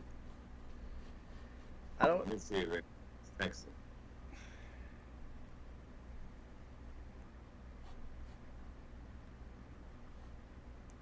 So that wasn't nice? Let's try it again. Nah. That was weird. Weird right there, cuz. Oh, it is nice. Yes. Nice. Yes. I finally figured this shit out. What's up, guys? That's what I was like. I was like, you sure that wasn't nice? Yeah, man. All we saw was we ain't see nothing. We just saw a forehead. Yep. Yep. What's up, guys? What's going on? Football god. You know, I had to come back, man. First week, gotta be there. Now we're just running through the games right now. Week 1 is just like week 1 last year. None of it makes sense except the really, really good teams. They all look really good, and then everyone else just who's supposed to win didn't win. Yeah. Yeah, it was, week 1, they gotta get the rust off and all that, Well, nice. So- The new trend in preseason, me and Kerry already talked about it, is the megastar players don't even play in the preseason. Yeah, and that's where the problem is. That's why it's so much rust. That's why everybody's so rusty, man. Yeah, Derek Carr had three. Derek Carr had 3 picks. Burrow had 3 early picks. These guys are just now seeing any action whatsoever. I can guarantee you that Josh Allen was getting busy in practice, getting busy in camp. They want it. Yeah. And he played in the preseason also. Exactly. Justin Herbert didn't, but Justin Herbert is a whole different. Mm-hmm. Nice. That guy's. Well, he was prepping. He was in the mountains of Tibet, meditate. You know what I'm saying? He was doing He's doing ayahuasca. Doing Lunch. ayahuasca with Aaron Rodgers in Peru. He was getting that good Tibetan ganj. You know what I'm saying? Straight out of the forests. So yeah, he's on a whole nother astral plane right now. Yeah, he's beyond impressive. So the Colts and Texans, I hate it that you can tie in the NFL. I think it's stupid. Mm-hmm. They need to fix that. But the Colts never really start fast, no matter who their quarterback. With Peyton Manning during that couple-year run where they were winning 15 games, of course they started fast. But other than that, with Andrew Luck, with Phillip Rivers, they started slow last year. Well, Phillip Rivers always starts slow, but yeah. Same thing with Matt Ryan. They do have Michael Pittman is a guy. Matt Ryan likes him, so My guy. Oh yeah. My guy. that's his guy. Jonathan Taylor, disgusting. That guy's incredible. I would look for Mo Alley Cox to have some inflated numbers because Matt Ryan's there and he likes tight ends. I was just about to say, Mo Alley Cox should be a guy who now steps it the fuck up. They just need another wide receiver because T.Y. Hilton's too old. Is he in the league still? Yeah.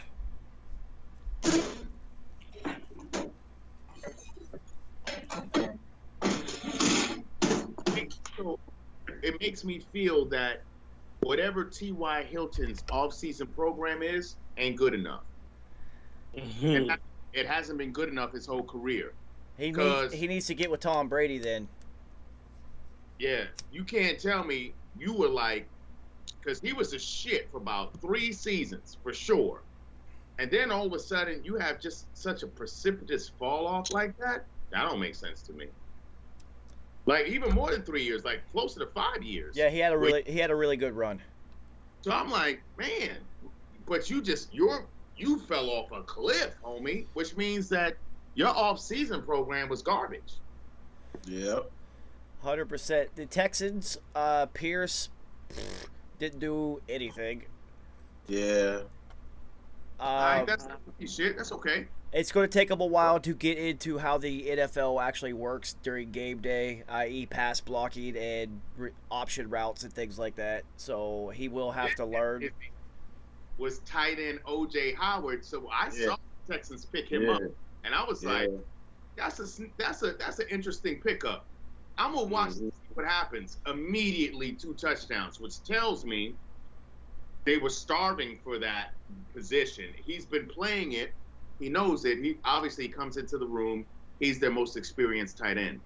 But also he's motivated to have a great season. And when you look at the other options, you have Brandon Cooks, who's hit or miss. You got Collins, second year, but we don't know what he could be yet.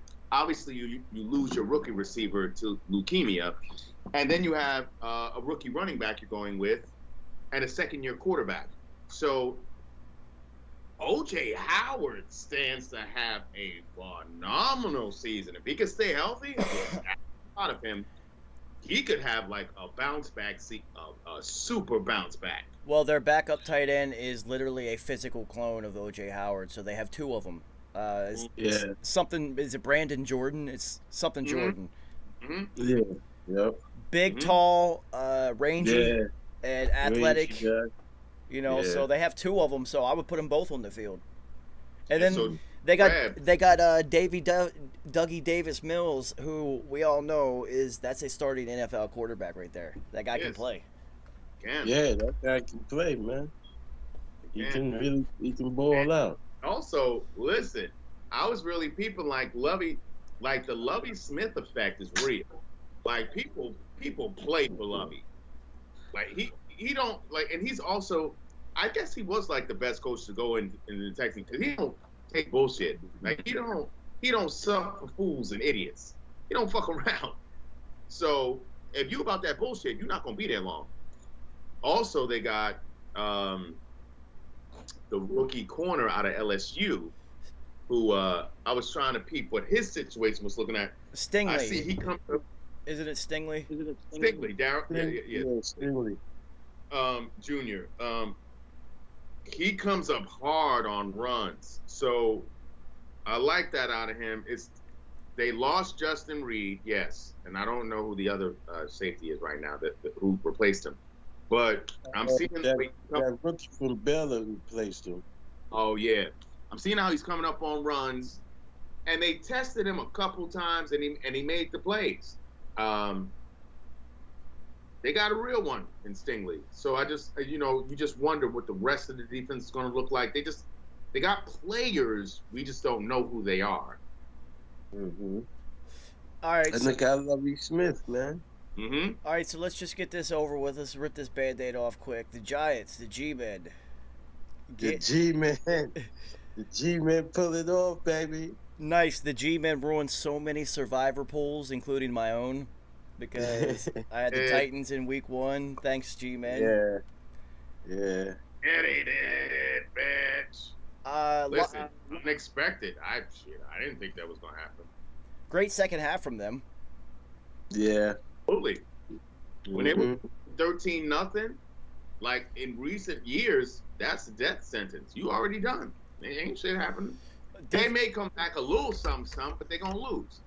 They not only came back, but they completed the shit. And Saquon Barkley hasn't looked this good. Yeah. About it in a long time. Since Like, he was at Penn State. since his rookie year, he hasn't looked this good. So Yeah, Saquon is back. Saquon is And back, so- and see, this is my issue, right? You pay Galladay all that money, but you still have Sterling Shepard getting the long touchdown. You still have it's still like, I'm still more excited. I'm more excited about David Sills than I am about Kenny Holiday. what about Slayton? I'll be honest. Huh? What about Slayton? I don't even know what Slayton was. Um, And we have no real tight end to speak of. none, but you do have a head coach now. You have a head coach, and we have a most motivated Saquon Barkley. If this dude can stay healthy, okay? Now we're talking about another running back who, remember when he first came in the league, the Giants were leaning heavy on him. So you knew you were going to get Saquon left, Saquon right, Saquon. Now Saquon is running like straight up the gut, and like, yeah, I don't got to kick everything outside, which is making him a different back. And when Reggie Bush finally figured that shit out, he wasn't the back who's going to be like your every down back. But when certain running backs figure that shit out, they become different beasts. And I feel like Saquon is now at this point, so you got to stay healthy. Yeah, and now that Dak is down, they got a chance to really be in that running for the top of the division right now. Well, I might want to pump your brakes. The Eagles still are in that Well, division. that's going to be the Well, Eagles. no, we know the Eagles is winning that division without a doubt. It's hands down, but they can at least be, the top two. They can be number two in the Actually, division. competitive with Washington because even though Danny Dum Dum is Danny Dum Dum, he has like this idiot savantness when it comes to Washington. He always finds a way to beat them, even when we need him to lose against them when we could have gotten Chase Young. So we get the first pick. He has this idiot savantness to beat Washington. So you figure we could split. If we have at least a split with Washington and they balls us to more victories than I clearly have foreseen, and there's a situation where they could make a wild card, that would be. I don't see that. The NFC is But- pretty weak though, so they might surprise you. Yeah, the NFC is garbage right now. Speaking of garbage, the Packers wide receivers are trash. Yeah, they're terrible. Aaron Rodgers is very, very upset. Their best receiver right now is Aaron Jones. Your running back is your best receiver right now. He is very upset. Yeah, he's highly upset. I mean, this is to see if how good he is. Tom Brady did it before, so we're gonna see how great he really is. All right, so I'm actually going to pin the loss on the Vikings D coordinator. I mean, the Packers D coordinator, because their defense is supposed to be a top 3 defense in the league. Why was Justin Jefferson just running around butt naked all day? But Oh man, he was wide open. nigga, Justin Jefferson Not just- looked like Randy Moss. and not just one play, but multiple plays. Bucket ass naked open. So what's the Alexander? Is it Zaire? No, Jair Alexander said that he actually went and asked, like, "Yo, let me cover Jefferson today." Like, Right. and they were like, "Nah, we're gonna sit in a zone, let him catch everything, and then come up and make the play." And yeah, that didn't really work out, did it? And what I don't understand is it's not working. Why are you not making adjustments? They just went with it. Yeah, They just went with it. yeah. That shit. It was a lot of rest, mentally, physically for a lot of teams. I'm glad you mentioned that Jair actually said something, because I was wondering why Jair was not on him to begin with. He wanted to. As were a lot of Packer fans. They were like, why is Jair Alexander not covering this guy? I don't understand. He's our best corner. he's their best receiver. What's happening? Even if you want to run a zone, this is the NFL. These guys can handle him covering Justin Jefferson wherever he goes, and then you guys running a zone behind him. They'll figure it out. Yeah. Coach he it had up. over 100 yards in the first half. You should have made that adjustment. Revis, they did that with Revis. They did that with fucking homie in with the Rams right now. Yeah, Ramsey. Ramsey. Yeah, so I don't know why they didn't do that. I'll pin that one on the coaches on that decision. That was horrible. But this is the type of game that Captain Kirk wins. He wins these type of games he's not supposed to. Right? Yeah. So we shall see a new coaching regime in Minnesota, and apparently they hated Mike Zimmer. So anytime the evil regime is gone, there's new life in there. He hated them, Kurt, and apparently the squad really likes Kurt. So that's why I was like, Well, I was like, when they get rid of Zimmer, Kirk Cousins should flourish, and so far so good. Well, I mean, it's flourishing. Hey, Justin Jefferson is fucking incredible, dude. That guy. And then Adam Thielen is, you don't even like, he can just do whatever because you got this guy is so good. You even had Irv Smith, who should not be allowed to wear 84. That is fucking sacrilegious. That's another story. But he was out there like catching passes and looking healthy, even though I don't expect that to stay that way. But I was like, Irv Smith Jr., okay, we'll see.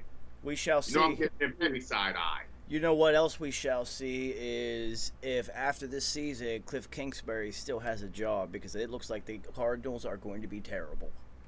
Yeah, they look very, very bad. Well, they look really, really bad, man. They took a beating, like a real beating, man.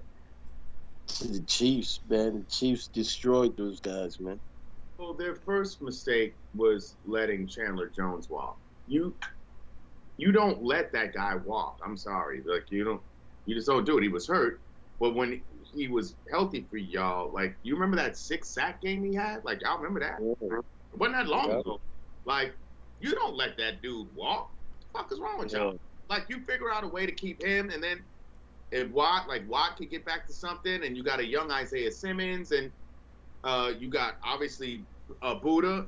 Like, you got to, like, piece this defense together in a way that makes sense. You get no pressure on the opposing quarterback, one of the best in the fucking league. You're going to get worked, son. You're going to get worked. Yeah, Patrick Mahomes looked ridiculous. It was like a video game out there. Everybody was catching touchdowns. Yeah. With Tyreek not being there, now there's no focal point. He can just run an offense. He doesn't have to like. So the thing is, and somebody made a good point about this earlier, that if you have Tyreek Hill and you have a quarterback who could throw it 80-some yards, you have a tendency to hold on to the ball a little bit longer and run around a little bit more, just waiting for a little bit of an opening because you can make every play. Tecmo Bowl. Tecmo Bowl shit, video game shit. Now it's like you got to play football, but Patrick Mahomes is a top 3 quarterback, and he's going to prove it. His numbers are going to be retarded. Andy Reid is a genius in scheming up plays, and their defense is pretty solid. The Cardinals do suck, though. They're going to be terrible. They're going to be so, and I love every second of it because I don't like Kingsbury. Your starting safety can also be your backup. Is your backup emergency kicker? Let's just be honest. He can kick field goals. What you want him to do? He can do it. All right. So, as I was saying, we talked about this before. Everyone thought that Tyreek leaving was going to be the end all be all for the Chiefs, but this just made my argument was that this was going to make Patrick Mahomes a better quarterback because he wasn't going to be doing this shit. He was going to be getting rid of that shit. So we might McCole Hardman scored a touchdown. You understand? He had Juju Smith-Schuster, who is a short route runner. You still got Valdez-Scantling, who can lift the top off the thing, and you got Kelsey. Like, he was going to be fine. And all of his running backs can catch out of the backfield. So he's going to be fine. Like, his efficiency is actually going to go up. his QBR is going to go up as a result of this. So hilarious story. Harrison Buckner gets hurt, and Justin Reed immediately goes up and says, "Yo, do you need me to kick today?" And they're just like, "Yeah." So, because he does this in practice all the time, right? So he asked the coach, "Yo, coach, what you want me to do on kickoff? You want me to just kick it out the back of the end zone?" And they laughed at him. And he kicked it out of the back of the end zone. On the extra point, which is now from 33 yards, he kicked it over the fucking net. This guy is an actual weapon as a kicker. Yeah. Well, he could do. He said, "Yeah." At the press conference, he was like, "Yeah, we might need to put in some incentives on this." Which, if I'm his agent, I'm like, hell yeah, we need to put some incentives in on this bitch. This motherfucker has a legit whole other skill set. Yeah, Odell's a really good kicker too because he played soccer. But Justin Reed is like an NFL kicker. He could bomb it. It's like, Odell could do his thing, but Justin Reed is legit. Yeah. That's impressive. Because he's also a starting safety. That's hilarious. And a really good one. And he also had a pick. He also made an impact. Yeah. And out the gate. That's incredible. So what should have been the game of the week, but was really just a confirmation on what we think. The Chargers are for real. They are loaded everywhere across the board. They didn't even use Austin Eckler at all, or Mike Williams. Justin Herbert. They are for real. Khalil Mack going over there is kind of not fair because now Joey Bosa and him are just disrupting life for the opposing quarterbacks. It's ridiculous. And JC isn't even back yet. He isn't even back yet, and on offense they are absolutely loaded. And you have a quarterback who it looks like it doesn't really matter who is playing at what position. It's whoever's open, what the read is, what the smartest decision is. Sometimes the smartest decision is going to a guy. But, Keenan Allen is going to miss games. Mike Williams disappears for stretches. But he, what is it, A.J. Guyton? Or is it A.J. Guyton, Joshua Palmer.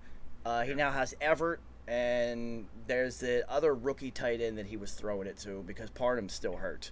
So, and then they use 3 running backs too, even though they have Austin Eckler. They use Joshua Kelly, and now Sony Michel's there. Yep. And Sony Michel was getting a lot of carries. I was surprised. And also, Sony Michel is another running back who used to try to bounce shit outside, but then was like, me going straight ahead, and they really pounded that into him on the Rams. Me going straight ahead is where I'm going to get success. And that's what he did. Well, I think showing that he could do that is why Sony Michel is still in this league. Well, he takes the shortest steps of any NFL player easily. His stride length is so short. He has to run. Get outside. That's the whole point. So go straight. Go. Yeah, the Raiders, they're going to be better. Derek Carr was too much just tried to just throw it all the way to Devontae every fucking play. You have Darren Waller. You have Hunter Renfrow. Who I don't know who their other receivers even are because it was just like, I'm just going to throw it to this guy every fucking time. To figure out what this run game is going to be. Well, when Josh Jacobs is in the game, he's effective, so use him. But then Amir Abdullah as the third down back, who, shout out to Amir Abdullah for sticking in the league, son. Good for you. And that cat can catch out the backfield, and it's problematic. Dude is quick, moves, speed. Yeah, the Chargers are going to be a factor late. The Raiders will be a factor also, possibly both of them making the playoffs. The Raiders, they both will. The Raiders offense will figure it out. It's going to be Josh. Trust me, I watched that offense for 20 fucking years. I saw a lot of Josh McDaniels in what the Raiders are doing. It's new to everybody. They're going to have to figure it out. They will. They will. The Chargers, though, they are so loaded, and I hope that they make it to the AFC title game with the Bills. Can we just get those two? Yeah. Can the Bills play the Chiefs on their side because they probably don't play each other in the regular season? The Chargers are going to play the Chiefs twice. And then can we get the Bills and Chargers and watch those two quarterbacks go at it? Please. Please. It will be crazy, and I think that's what's gonna happen. It could. It could. But then, who would you want? I know who you would. I know who Joe wants to see. Like, obviously, to like then, who would they have to snatch it from the NFC? I know you want it to be Brady, of course. Of course. But is there any other quarterback in the NFC that you would want to see either of these two young guns, Josh Allen or Justin Herbert, go against No. in the NFC? No. Maybe an older, obviously, if you're going, all the NFC quarterbacks of note are all fucking old grizzled motherfuckers. Brady, you got Aaron Rodgers, fucking immunized. Is there anybody else in the NFC that we would want to see No. go against one of these two young guys? No, because it's also we all know that this is Tom's last year. Like, it's guaranteed. It's guaranteed. Gisele's pissed at him for playing again. They've already said this is going to be the last one. He said 45. He's 45 this year. They're going to be successful because the NFC, outside of the Eagles, is very non-competitive, pretty much. The Bucs are loaded. That defense is loaded. That secondary, we're going to talk about the Bucs right now because it's the next game on there. That secondary has multiple years working together. Playoff and Super Bowl experience. They play so well as a unit. Loaded. So what we're saying is, let's not sleep on the Saints now. I know because you love crab legs, but if Justin Herbert or Josh Allen, when they make it to the Super Bowl, it's going to be a passing of the torch moment from Tom Brady's going to be exiting out, and one of these two also gets to have the next possible, because Patrick Mahomes already had the next possible GOAT thrown on his shoulders, and then he lost in the Super Bowl, and that takes a dent into your GOAT claim. So there's always going to be who's the next one. Whichever one's the first one to win a Super Bowl out of those two is going to be crowned the next one. Yeah, well, I mean, they already crowned Josh Allen the next one. I don't care. Justin Herbert is the best quarterback that I have seen play football in a very, very long time. And I dropped that. Yeah, he check all the boxes. He checks all the boxes. We also can't discount the reigning champs and the Rams. Yeah, you can't discount the Rams. If we're talking about Odell Beckham coming back and Matthew Stafford really being healthy enough to go through the whole season. He's not going to be. That's why I'm not talking about them. So, who's also real quick. I went okay. Who's also right. Yeah, I wouldn't dismiss the Rams. The Rams are pretty good. Dismissing the reigning champs real super duper quick. Okay, I just want to acknowledge this moment. So we have this moment acknowledged. Well, okay. The NFC is watered down, so they will make it to the playoffs and later into the playoffs instead of just losing in the first round. But they are not going to the Super Bowl. Yeah. We know. It's Brady time, man. That team is ready now. So speaking of them, Julio is only going to get better and better with more time with Tom, and he's doing the TB12 method, so he's now fully healthy again. It's going to be a problem. Chris Godwin's not even fully healthy yet. When they have that trio of receivers, they brought him out. They rolled him out too early. That was a bad decision. They had too many other receivers. You didn't need to roll Chris Godwin out. That was weird. Yeah, they also have Russell Gage, who barely even saw the field because of all this. So it's that didn't make any sort of sense. And you're going to fuck this dude up. The offensive line, even though they lost two starters, the offensive line did play well. Leonard Fournette averaged like 6 yards a carry, had 109 yards, and was running through open lanes the entire game. The Cowboys did not look good, and now Dak is out for at least 6 to 8 weeks. So yeah, the Cowboys finished. They're finished. The Bucs are probably going to go to the Super Bowl. It's Tom. They are. Dude, their defense is so good. It's so good. Yeah. Todd Bowles, baby. Smoking Bowles. Todd Bowles is serious. Smoking Bowles. Todd Smoking Bowles. So, Monday Night Football. For some reason, the Seahawks won. And Russell. Geno God. In Russell Wilson's redemption game, he didn't know that he was playing against Geno God. This is the first time we get to say it on the show, Gino God. Since the day you drafted. Gino's famous won the cheesesteak fucking battle finally. Mm-hmm. And Gino, that first touchdown pass was impressive, though. Gino looked overall better than Russell Wilson last night. If we keeping it all the way funky, he just looked better. 100%. He just looked better. Gino does look good in those neon green uniforms. I will give him credit for that one. He did play well. And the Seahawks played for him. Like DK Metcalf was making catches. I was like, oh shit, you can catch that? He made one catch where he had to go. When he had to go dive sideways, that was a hell of a catch. I was like, DK, if you can make those catches, now you're talking about you stepped your game up to a whole nother level because you weren't able to make those catches before. If DK is going to be making these catches for Gino like that, hey, G may fuck around and have a decent year. He will have a decent year, and DK is going to have a big year because Gino will throw it to him. He's getting the ball. Yeah, you're getting opportunities. opportunities. Throw it to him all day. DK is the only receiver from the Seahawks. Period. I wasn't getting Lockett. No, DK. That's it. All right, so let's bounce into next week. Thursday Night Football is now a thing because Amazon's got money behind it. It's good football now instead of trash football, which it always was. Chargers and Chiefs. So you're saying they're doing better matchups? Yes. All season long, Thursday Night Football is like elite level football. Okay. So it's not going to be... It's from the moment they added Thursday night games, it's been like some of the worst football of the week. For like, the last... NFL Network is just out. So Amazon took over, and they're like, yo, we got a lot of money. We want good games. So Chargers and Chiefs, Thursday Night Football.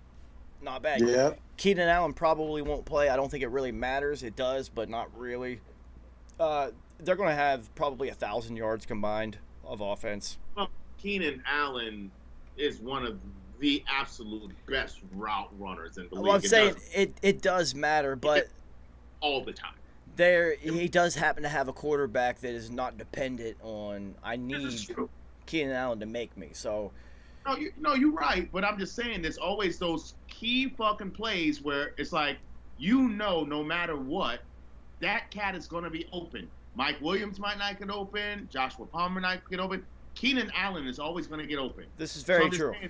It can come a play where he needs his guy just to get fucking open. I'm just trying to talk myself into believing that the Chargers are going to be all right without Keenan Allen because I want the Chargers to win, all right? I understand this, but I have to be the voice of reason. Just talk football. I understand that. So they're going to be a shootout. It's in Kansas City. I would expect these teams to split, so I wouldn't be surprised if Kansas City wins at home, Chargers win at home. Not a big deal.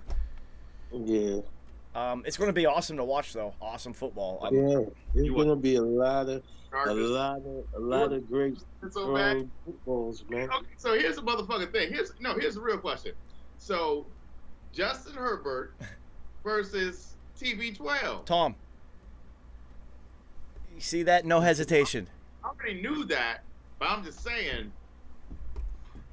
I'd like to watch Justin Herbert because of the execution of football. I am a Tom Brady fan. I'm also a Justin Herbert fan, but I'm like a Tom Brady fan. But Justin Herbert just plays football exactly how I want a quarterback to play. He's the quarterback. He's the execution of excellence. Yes. I said from straight beginning, I was like, he's the most talented cat I've seen. He checks all the fucking boxes. He checks all the boxes. Yo, man. Nice. Literally. That throw where they were pulling his back leg and he was doing a split and he still gunned it to this dude. Yeah. Amazing. He's an amazing quarterback, man. And he's now beginning to dominate mentally. He's always been able to process information really quickly because he's very smart. He's going to be a surgeon. But now he's like, he's comfortable. He's getting comfortable, and it's just like you see it. Dude, he's incredible. It's incredible. Yeah. It's going to be, they might score, but both defenses are really good too, so. This is a now thing. we got to talk about Khalil Mack, right? Yeah. And I it's say- versus George Karlitis or Karlitis Savlakius. You know who I'm talking about. The rookie on KC, but really actually Chris Jones, because he's the only one who really can get like true pressure, proven pressure. But you know me, you know I don't trust KC's defense ever. They got to prove it to me. The Chargers just have better defense. Yeah, 100%. And if we're just going, Patrick Mahomes is who he is, but and where are they playing? They're playing in Kansas City. Yeah. That's maybe the one factor. The crowd noise. We saw what happened in Seattle. The Denver Broncos had no less than 5 false starts. Delay of games actually. Delay of games because they just could not get the play in fast enough. Kansas City is one of those places where they can be disruptive. The crowd can be disruptive. And so that could be a factor.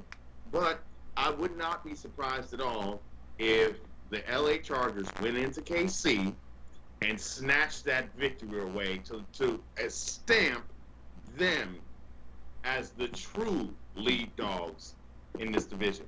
Now, in order for that to happen, Austin Eckler is going to have a much bigger role in this game. He will, but it's hilarious that we sit there and talk about the Chargers defense and talking about Khalil Mack, and we don't even mention that the other defensive end is also an all-pro defensive end. So pressure on Mahomes is going to happen. Yeah. Bosa or Mack, it's going to be an inevitability. When I saw that he signed, I was like, oh, shit.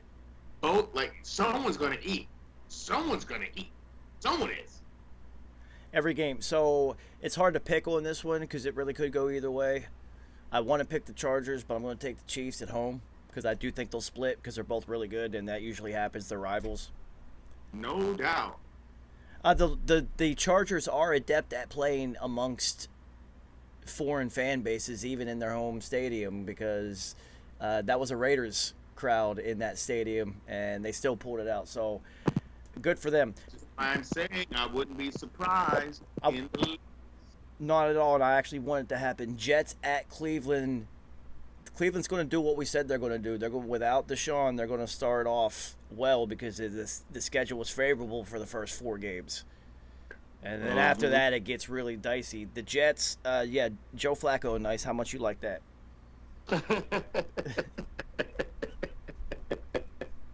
I just have to laugh when you say his name. His name alone sucks. We doing it laughing, right? Joe Flacco. This is great. Yeah, this is awesome. This is great. And Mike White is healthy, too, and he's sitting on the bench. Amazing. Yeah, Joe Amazing by the coaching staff. Yeah, Joe Flacco was completely underwhelming at quarterback. It's time to hang it up, homie. You got a Super Bowl and a bunch of money. Yeah, you got the Super Bowl. Bow out gratefully, man. Nice. It's finished. You want Mike White? Yeah. Mike White is way better than Joe Flacco. Okay. Say less. I just wanted to make sure. Hey, and what about that He other did have quarterback? one game where he threw for 400 plus yards against Cincinnati. Hey, listen, I would try that. I would go that route. What about that other quarterback who was winning all those games in the preseason? What was his name? Oh, Shriveler? Yeah. What about him? Yeah, I'd put him in too. I'd give him a go too. I mean, what do you have to lose? Y'all cut him. Nothing but What football do you games, have to nice. lose? Joe Flacco is not going to do it at all. You have football games to lose, nice. That's what you're losing. You're losing football games. That's exactly what you're losing. So, Yeah, I mean, with Joe Flacco, we certainly is, because our defense is pretty good this year. it is They're pretty pretty good, good. but are you going to be able to stop Kareem Hunt and Chubb Rock? Probably not. And Jacoby Brissett does not make mistakes. We're not going to beat the Browns, but I say, our defense is going to keep us in the game, but they run out of gas because the offense ain't doing anything. So by the fourth quarter, that's when they're going to start racking it up on us. I could see this game being quick. A lot of running in this game, so the clock's going to be continually moving. It's going to be a fast-paced game. Cleveland's going to come out on top. Washington at Detroit. This could absolutely be a shootout between these two. They could both be. It's like whoever gets to 40 first might win this one. Correct. I'm going to go with Detroit because I think Carson Wentz is going to Carson Wentz. I'm going with Detroit as well. They defense. I mean, you know, Dan Campbell, man. He just puts he puts that energy into his players, man, and they give him their all. I mean, they came mighty close week 1. Yeah. They came mighty close to winning that thing. So, I mean, yeah, Carson Wentz, you know how he does. He's up and down. Yeah, 100%. It's in Detroit, and all things said, team, talent versus talent, coach versus coach. Ron Rivera, you got two coaches who both teams will run through brick walls for him, but Ron Rivera beat cancer. Okay? I just want to let y'all know that. And they ran through different bricks for Ron Rivera. So, you know what? I got my pink ribbon for Washington. you know what? Detroit beat Ferrari, though. That was decades ago. I think that Detroit crowd, with so much optimism with Motor City Dan turning this team around a little bit, is going to be going ape shit. Detroit, get to a fucking Super Bowl for once in your fucking organization. I just have more faith in Carson Wentz having a bad game and losing it for them than anything else in this one. So I'm going with Detroit Rock City. Tampa Bay at New Orleans. I know what Kerry is going to say because he loves crab legs. It's Tampa City Tom. Tom's on I have to prove to Giselle that I made the right decision to come back and play another season of football. And listen, it feels like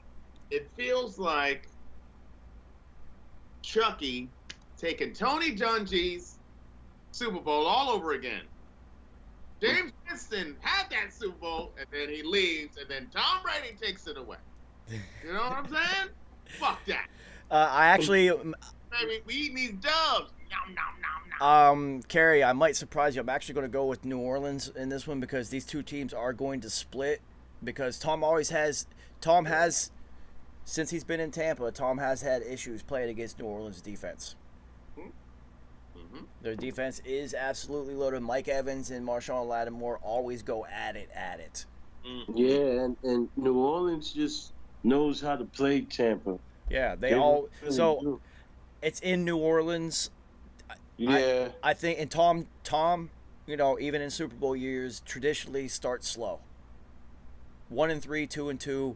It's one of the toughest places to play point blank period for quite a while now. Yeah, so I'm actually going to go with the Saints in this one, and people are going to be shocked and be like, "Oh my God, it was an upset." Not really. It's not really an upset. I'm surprisingly gonna go with the Bucks because Kamara isn't playing. He's not going to be playing. This is true. That does change things. That changes wait. a lot. Kamara's That out? changes a lot. Yeah, Kamara's not playing. I'm just going to switch to the Bucks then. You know, That's yeah, the X factor because I think Tampa's secondary can at least keep it to Michael Thomas making an impact. I don't think anybody else can make an impact. Yeah, exactly. And you know Todd Bowles, he makes sure he targets the top receiver and let everybody else try to beat you. Kerry, I'm sure. Kerry, I'm Jarvis Landry sucks, and Chris Olave ain't fast. yeah, You're right. they're trash. I probably will flip flop on this pick 65 times before Sunday. So whatever. I'll actually wait until Sunday until the full injury report comes out to actually make a decision on this one because it could go either way. It could go either way. What are we talking about here? Carolina at New York. Now this is interesting. Who are the Giants? Because Carolina's defense is solid. Yep. And This is a game we normally lose. This is a game we lose. I don't know what to tell you. and Baker's all right. We were gonna lose. I was wrong about that. I tell you this week, you're probably gonna lose. Yeah, I'm going with the Wow. Panthers. I can't ever pick the Giants. It's just not within me as a I Tom get- Brady fan. Listen, I get it. I can't do But it. even Tom Brady fucks with the Mannings, so that's not a good reason. No, it will be ruining the perfect season. No, I can't. I can't do it. I never will. Asante Samuel Jr. as well, as much as he contributed to Patriots Super Bowls, that drop pick will live in infamy as the worst play in Patriots history. You ruined a perfect season by dropping a pick that was thrown right to you. Yeah, it just wasn't their time. Shut up, Nice. New England at Pittsburgh. Here we go, Steelers. Here we go. Yeah, I'm going with the Steelers. Yeah, Kerry, New England might be one of the worst teams. We are one of the worst teams in football. We have the best coach who's ever played, but we literally have nobody on offense. Yeah. So, hey, that now in this season, What happened to mac and cheese? You getting baked? You know, he got a back injury. you know what's mad funny, Nice? Me and Joe are fighting for who is going to be the worst team in the league when you root for the Jets. That's the funniest shit that's happening right now in this time. Oh man, we are fans of terrible football teams right now. This is Yeah. I've never felt this before. Wow. There's no optimism. We just don't have any. Like all three of us have zero confidence in our fucking squads to get Yeah. done. All right, so It's- Kerry, we've had the Terrible. Patriots have had numerous teams that don't have explosive players. Mhm. The X factor in all of those is we had Tom Brady. Mhm. There is no Tom Brady who has proven by leaving and elevating a team instantly to the Super Bowl that yes, there is a Tom Brady factor. He can make nobodies into Super Bowl heroes. Mac Jones does not do that. So you have a bunch of number 2 possibly on bad teams, number 3 receivers on good teams, a couple of tight ends who you hoped would be more than what they are for the money that you're paying, both especially Jonnu Smith. You know, and you remember Tom saying it. I need you to be faster. I need you to be more explosive, yelling at his offense, but he could still win games. We don't have him anymore. It's going to be a long season. It's going to be long. We don't have nobody. Kendrick Bourne, are you kidding me? Devontae Parker? Like, can't stay healthy ever. That's another fast guy. Jacoby Never- Myers is your number 1 receiver. That guy was a quarterback. Quarterback at NC State. I know. This is incredible. But he's, pretty solid NFL receiver, though. He's turned himself into. It actually is. I know. He is, And then you had what is Nelson Aguilar doing? Like, I don't, is he? Like, it's like Nelson Aguilar. That song, "Is You Is or Is You Ain't My Baby." Because if you is, then catch a damn football. But if you ain't, then get the fuck off my team. Nice. Cause what is you doing? Nice. You have to love every second of this because this has never happened. Yeah. The Patriots has never been terrible since I've known you. Mm-hmm. But here's the funny thing: I still got Tom Brady out there, so I got some attachment left. But this is the last year of that. But yeah, we're not going to be any good. I'm actually going with Pittsburgh because their defense and special teams are good enough to win them football games because they just beat the Bengals with defensive special teams. Yes, Michael Fitzpatrick, man, that guy's amazing. So now they're gonna have to lean because we don't know what Devin White's gonna be. We still don't know. I still saw Spillane out there getting busy. And if you lose, there is this guy opposite T.J. Watt. I forget him. He's a young cat, but they're saying that he's kind of monstrous. So we gonna see. I don't know. I'm not so quick. Like this other cat might. When big players go down, like some other players who would have otherwise been buried, or we might not have heard a lot about, do rise. And Pittsburgh has been perennially one of those teams, when someone goes down, a big player goes down, someone else steps up, and all of a sudden they have 10, 12, 15 tackles or 2-3 sacks a game. That's what happens. Man, they still got Michael Fitzpatrick, man. They're good. Of them teams that they identify players like this who we haven't heard about, but all of a sudden, bang, zoom. All right, so the last time the Patriots played in Pittsburgh, I actually went to the game. We had Tom Brady and Gronk and won a Super Bowl that year, but still lost in Pittsburgh. Patriots going to lose in Pittsburgh. Picking the Steelers. I remember that. Colts at Jacksonville. This is interesting because we don't know who the Colts really are. Well, we don't know what they're actually going to get out of Matt Ryan. Are they going to get a Super Bowl is what they're looking for? I don't know. I don't think Matt Ryan has that capability at this point in his career. And it's in Jacksonville. It's probably going to be 187 degrees and 99% humidity. And Matt Ryan is used to playing in a fucking dome, which also is why Indianapolis made a lot of sense for him with their dome. He loves dome, clearly. He's all about dome. So outside Matt Ryan, that Matty ice cream will melt because he loves dome. Yeah, I think I might. I'll have to wait and see what the injury report is to see what Jacksonville's run defense is, because Jonathan Taylor's good enough to win that game by himself. But if Jacksonville's run defense is any good whatsoever, and I think it might be raining there in that game too, so we will see. But probably going to pick Jacksonville in this one.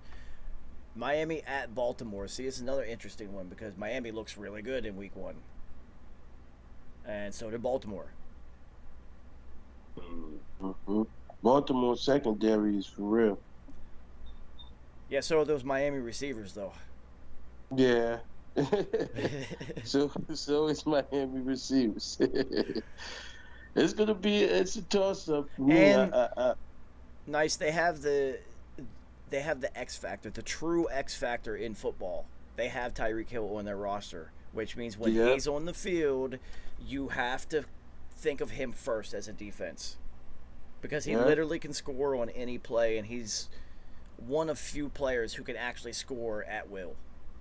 So, Jalen Waddle's going to have a huge year statistically. It's already showing.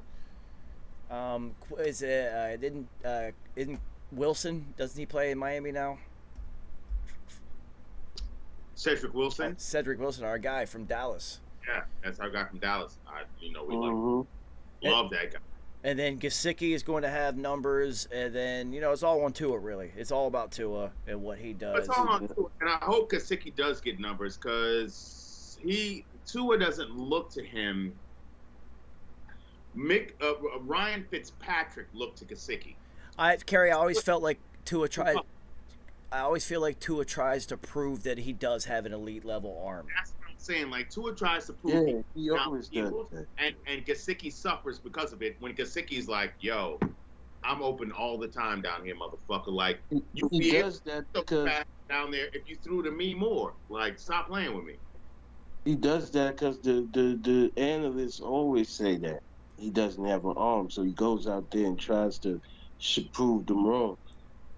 Yeah, he has. He's always done that. I'm going to roll with Baltimore on this one because I think Lamar's out to prove something this year. So at least early on, while everyone's healthy, the Ravens are going to be. They're going to win a lot of games in the first half of the season. With them, it's always about injuries, especially Lamar himself. But it looks like me and Kerry were talking about earlier, Nice. I think Lamar's trying to prove that he's worthy of, like, the most money in NFL history at quarterback, and all of it guaranteed by throwing from the pocket all season instead of taking off and running. Yeah, and he put on a lot of weight too. So he's he's trying to show that he can throw the rock this year. Yeah, so I'm gonna roll with Baltimore. Atlanta at the Rams. Come on, Atlanta never wins games. The Rams are a Super Bowl defenders. The Rams. They after that loss, against the Bills, they're not coming back to lose to Atlanta. So we know what that's gonna happen. Yeah, it will be interesting, Kerry. We will see how real Drake London really is because he's gonna have to deal with Jalen Ramsey when Jalen Ramsey's not on Kyle Pitts, because Ramsey's big enough that he will cover tight ends, so he might be covering Pitts for most of that game. Yeah. Ramsey also got worked by Stephon Diggs, and Ramsey also got worked by Michael Evans. Like, I'm looking at Ramsey. Ramsey is dope as fuck. Let's not make this mistake. And all DBs, the greatest of all get beaten. I'm just saying,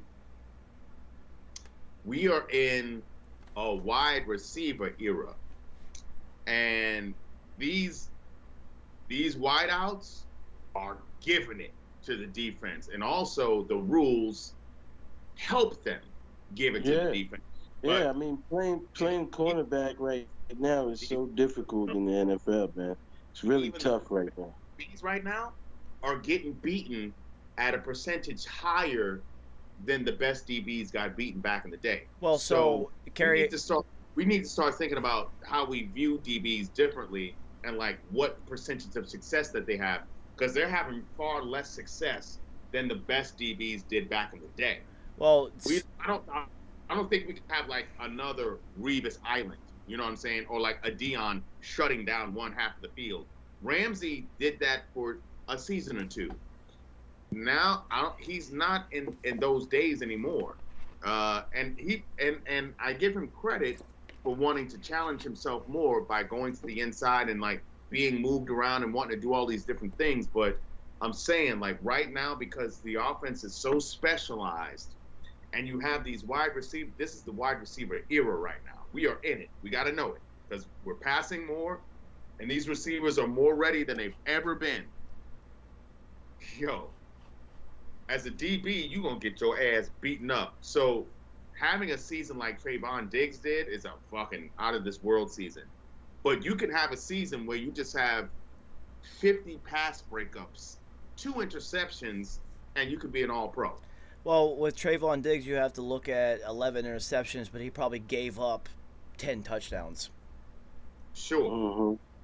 You know, That's what I'm saying. and that's just the way And it that's is my now. whole point. That is That's so. just the way it will be. Like, So I'm going to go with the Rams on that aggressive. one. Seattle at San Francisco. It's supposed to be another rainy day in San Francisco for this one. I hope it's not as sloppy. I'm actually going to pick the Seahawks because I think they're going to have a hilarious run to start the season and then just fade off like they should once like the football really matters.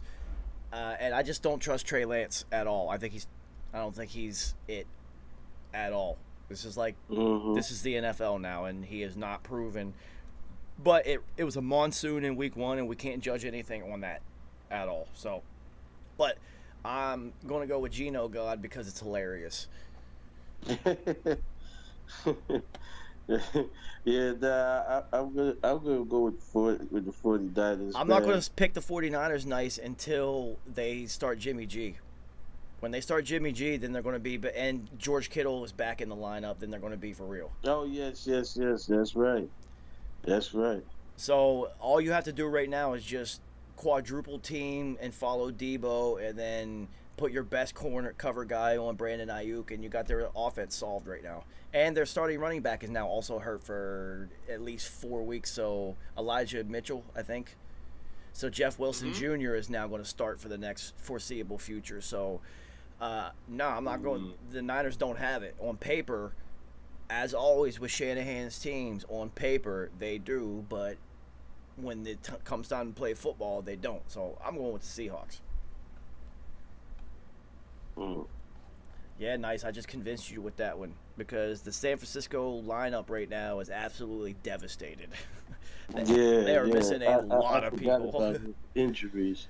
And they're putting it all on Trey Lance to basically figure this out because everybody else is hurt who would figure it out for you except Debo. And you can limit what he does. He's still going to score somehow, and he's going to get carries and he's going to get a couple catches, but you can limit him to not having 4 touchdowns on you and beating him himself. So, let's go with the Seahawks. Bird Gang. Gino gone. Gino gone. Cincinnati at Dallas. Dak is gone. You know what's going to be hilarious? This is the type of game that Dallas would win. They're not supposed to. Cooper Rush will have like 400 yards out of nowhere, and they'll get a victory. Cincinnati will start off 0-2, and everyone will say it's over for them, and then they'll still make the playoffs because they're going to red late. But that's not what's really going to happen. Yeah, yeah. I was about to say that not happens. Dallas is completely. They're finished. I think they are literally just running out the Mike McCarthy clock right now. Just like, can we get this over with and get Sean Payton in the building? Yeah. So Dallas will be tanking for Sean Payton, and they don't even have to tank for a high draft pick, but you might as well get a high draft pick and Sean Payton. Make it happen. And plus I think Burrow's not throwing 3 first-half picks. He'll get into that. He didn't play a lot. He didn't even practice a lot. He missed 2 weeks.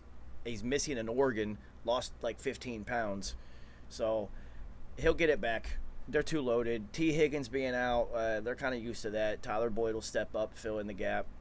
They'll be all right. Joe Mixon's a beast. Dallas sucks. We hate them.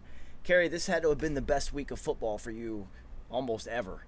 Everybody in your division won, including you guys, out of nowhere. And then Dallas not only lost, they got humiliated, and their starting quarterback is out, which ruined their entire season in week 1. That's got to be like Christmas for you.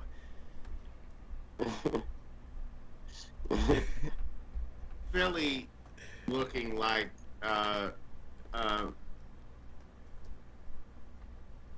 they own the Death Star did not feel good to me. But yes, the destruction of Dallas always fills me with great joy. But also, it is also a gift that I have been able to look forward to for the last few decades. I'll be honest, couple decades and a half. Yeah, it just never happens this early in the season with them, though. Yeah, it just so the Eagles though they I already said they were going to win. So if some devastation happened to them, I would be more joyous because Dallas always does what they do. So even if they are healthy and they even make the playoffs, but do they make the playoffs? They make the playoffs, but they don't make no real noise. Nah, you know Kerry, what I mean? this is like the first time that the NFC East has all had like winning records. The majority of you guys. Three out of our squads won, and Dallas loses. Good for you.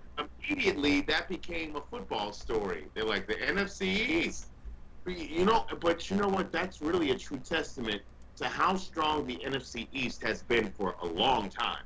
The NFC East was a fucking monster that you did not want to see because you know you were going to run into at least 3, if not 4 defenses that were going to punch you in the fucking mouth. Yeah, but half of the players that played on those rosters have already died. So, like... Yeah, what I'm saying is we talking about eras right now. And yeah, I'm just saying, that's a whole another. But I'm just saying there was a time, motherfucker. You sound like a Dallas fan right now who's always bringing up that Super Bowl run. NFC East and didn't want to go against anybody. But then obviously Dallas became the cream. But that was the thing with the NFC East. No one was ever truly the cream of the crop of that division until Dallas had like that little dynasty bullshit. No, I know. That's always the thing about your division is nobody ever wins it twice in a row. It could be anybody. It's just... But the thing is, in the early 90s, Dallas was doing it, and so there was an expectation, which is why they have continued to say this shit since 96. Yeah, we hate Dallas. Mm-hmm. Houston at Denver. I'm actually going to go with Davis Dougie Mills. I think that the Russell Wilson experiment is going to get off to a rocky start. At Denver? No, I'm going with Denver on this one. Well, you're a Russell Wilson guy, so I fully expect that from you. Javonte Williams, though, had 11 catches. Shout out to having him on my fantasy squad. Yeah. Who? Javonte Williams. 7 catches? 11 catches, yes. Yeah, but 500 yards. It doesn't matter though. It's a PPR league, so Russ is just dumping those points off. Let's get him. Oh, mother. Yeah, you're right. Yeah, You're right. I saw that. I was like, well, that's going to happen a lot because Russ could have been going downfield because you've got weapons. Jerry Jeudy, Cortland Sutton. You can go downfield. Noah Fant. Go Jerry downfield. Judy's fourth one. Yeah. I was looking for KJ Hamler. What the fuck happened to that dude? See, that's what I'm saying. He's got He weapons. played. He's got weapons out there, so he can go downfield. And you know, Russ was always known for. I think Russ has to adjust to his. Honestly, I know this is weird. I think Russ has to adjust. Hasn't adjusted yet to throwing at that altitude. It's different That's not, oh, that makes sense. because Russ, Russ is a great deep ball thrower, but he throws it to the absolute moon and it teardrops down. It's going to fly completely different in Denver. He's going to have to figure it out. So I'm saying it's going to take a while. And plus, Makes a lot of sense. Houston winning early makes sense, and then fading off later because good teams win later in the season. The best teams win early and late, and neither of these teams are in the best teams category. I mean, Denver should win nice. They should, but Yeah. I just think it's going to take a little bit. You saw it, and plus, what the fuck is up with Denver's coach? What decisions are we making out there? Multiple timeouts. We're just letting 2.5 minutes just tick off. We're literally going to try to kick it from 64 yards. That was the idea from the get go. Yeah, that was completely a brain freeze right there. All of that was just absolute poor execution, and I think that's going to build the pressure on the coaching staff and whatnot. And I think they might drop the ball and lose a game that they're not supposed to. So it happens. Arizona at Vegas. Arizona sucks. They suck. Yeah. They suck, and the Raiders don't. And I think it's going to be bounced back for them because they did not play well in week 1. And Derek Carr is going to, I think he's going to hear the noise, and everybody in the Raiders organization is going to tell him, like, yo, you got other people you can throw it to. They just signed Darren Waller to a lot of money. You should probably give him the ball. Hunter Renfrow just got a bunch of money. You should probably get him the ball. It makes it easier for Devontae if you throw it to other people, too. So you don't just have to... that route that Devontae had on Asante Samuel Jr. carry, I don't know if you saw... He was about 18 yards downfield, already in a route, and made a double move inside, like... Asante Samuel Jr. literally spun in a circle. There was at least 10 feet of separation. He caught it, made a move, spun Asante Samuel Jr. again, and then made another move, and then that was a scenario where you've gotten spun around twice, and all of a sudden you fall yourself into a tackle because Devontae cut right back into him. You don't know about. And then you fall yourself, like you break and you re-break somebody, and then they end up tackling you because you didn't even have to do that much. Yeah, you got You broke them. You've broke them so many times they just stayed in one spot, and you expected them to act Right. like a football player, and they didn't, and you ran right into them and tripped. But it happened. But that route was just why Devontae's different.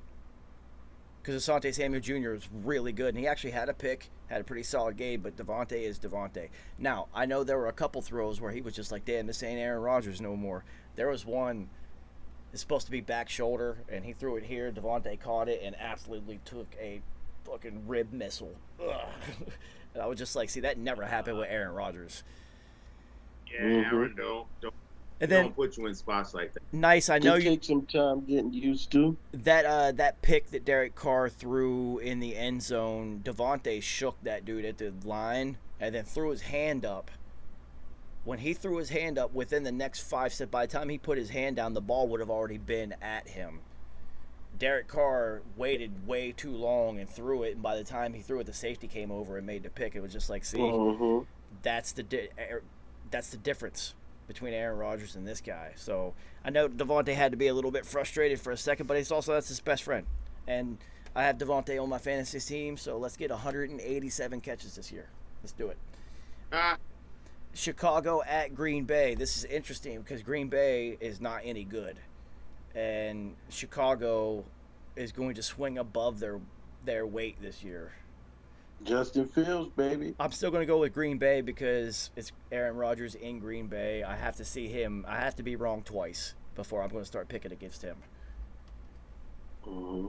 But Justin Fields looked pretty solid. They also played inside of a monsoon night, so we don't really know who out of that Chicago game, like who is who. The game was discussed. The game was discussed. They were literally doing like swimming in the end zones for celebrations. There was so much water. Yeah. So I will go with the Packers in Green Bay because that's one of the hardest venues to win in sports.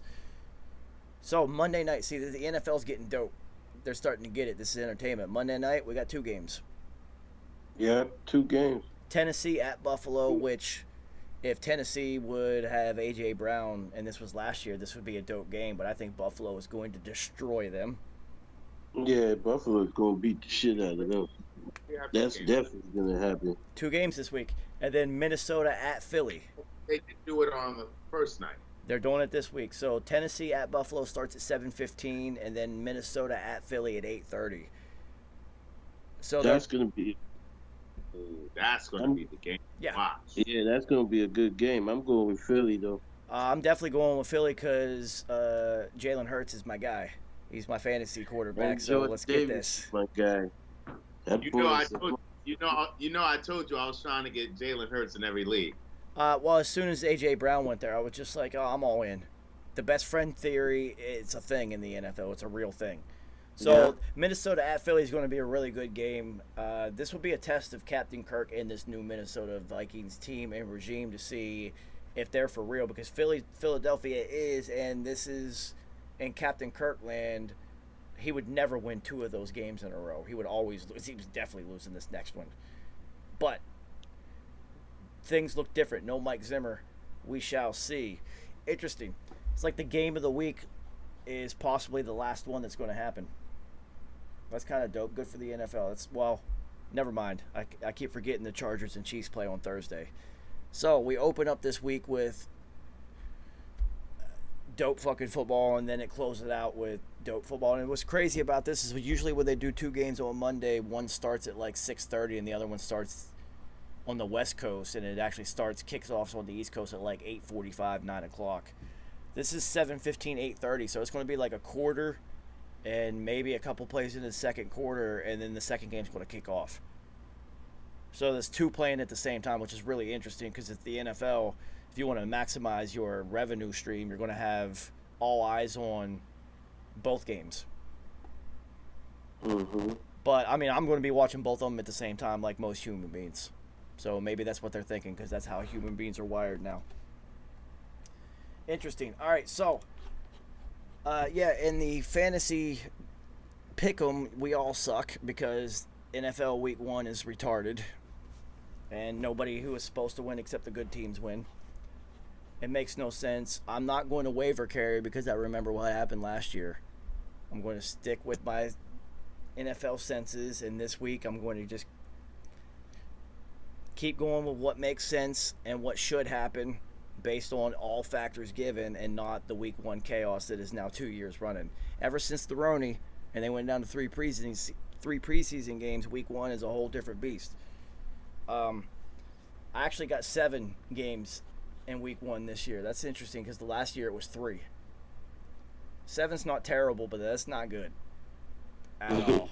Because usually I get double digits, but Colton's the only one who got double digits because he's the only one who picked Pittsburgh because he's a Steelers fan and he always picks Pittsburgh. So he stole a point from everybody. Didn't it? Yeah, I know I got 7 too. Yeah, you got 7. We got a couple other people in there too. Yeah, just we'll write it. We'll get it right, Kerry. We pick games at 65% or above, like clockwork. So I'm not worried about it for the season. I'm not worried about it. So fantasy football 3-3-3 league. Kerry got a victory. Let's see. I got to pull up. I don't remember the scores and whatnot outside of my own game. But I know Kerry won. I actually picked you to win because there's a pick 'em too. I'm the only one who did it. How do you do that? It- Tell me how you do that. It's at the top of the games. If you go to the league, and then you click on each matchup, it's at the very top of each name. There's a circle that you click. Okay, so you go to the top of each. Okay, so where's it at? So if you go to the matchups and then you click on each matchup so you can see their lineups, you can pick on that thing. Okay, show league matchups. Yeah. Yeah, I see. So Kerry pulled out a victory over top of Buck. Solid victory, 15 points is pretty solid in a fantasy matchup. That's pretty dominant. I had picked you anyway, so whatever. Colton blew out Emmanuel, which was hilarious. Emmanuel only put up 83 points. The good thing for Emmanuel is if you look at his roster, everyone had a terrible game. You got that out of your season early because that happened to me in the playoffs. So it happens once a year for everybody. You got yours over with early, Hobie.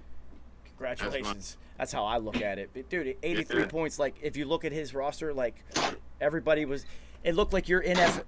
I saw your NFL fantasy results. You got yours out of your system early too, homie. Everybody on your offense putting up like 7 points. Hmm? Yeah, it happens. It happens. And then the hang gliders, what looked to be a dominant win, actually proved to be a close matchup. And then your boy, with the most fantasy points of the week, give me the trophies. Yeah, my squad's going to be a problem because Michael Thomas is for real. That was the X factor. That was what I was waiting to see. If he's going to put up numbers, then I'm going to be a problem. That's what I'm saying. I was like, I wanted to grab him late. I was like, people maybe forget about him. They don't. Because that's how you beat Ills. Because without that, oh shit, I see. Okay, hang gliders got me by like a cup. Like if I would have faced hang gliders, I would have just lost. But Danibus, the 5 seed, would have fucking got me good, and you were the one. Yeah. If you didn't have Michael Thomas, you would have lost, homie. Yeah, I know, but Danibus had Patrick Mahomes and Cooper Kupp. So when are you going to get 80 points from 2 players? How often does that happen? Because 5 touchdowns, and then Cooper Kupp had like a 40-point game or something. No,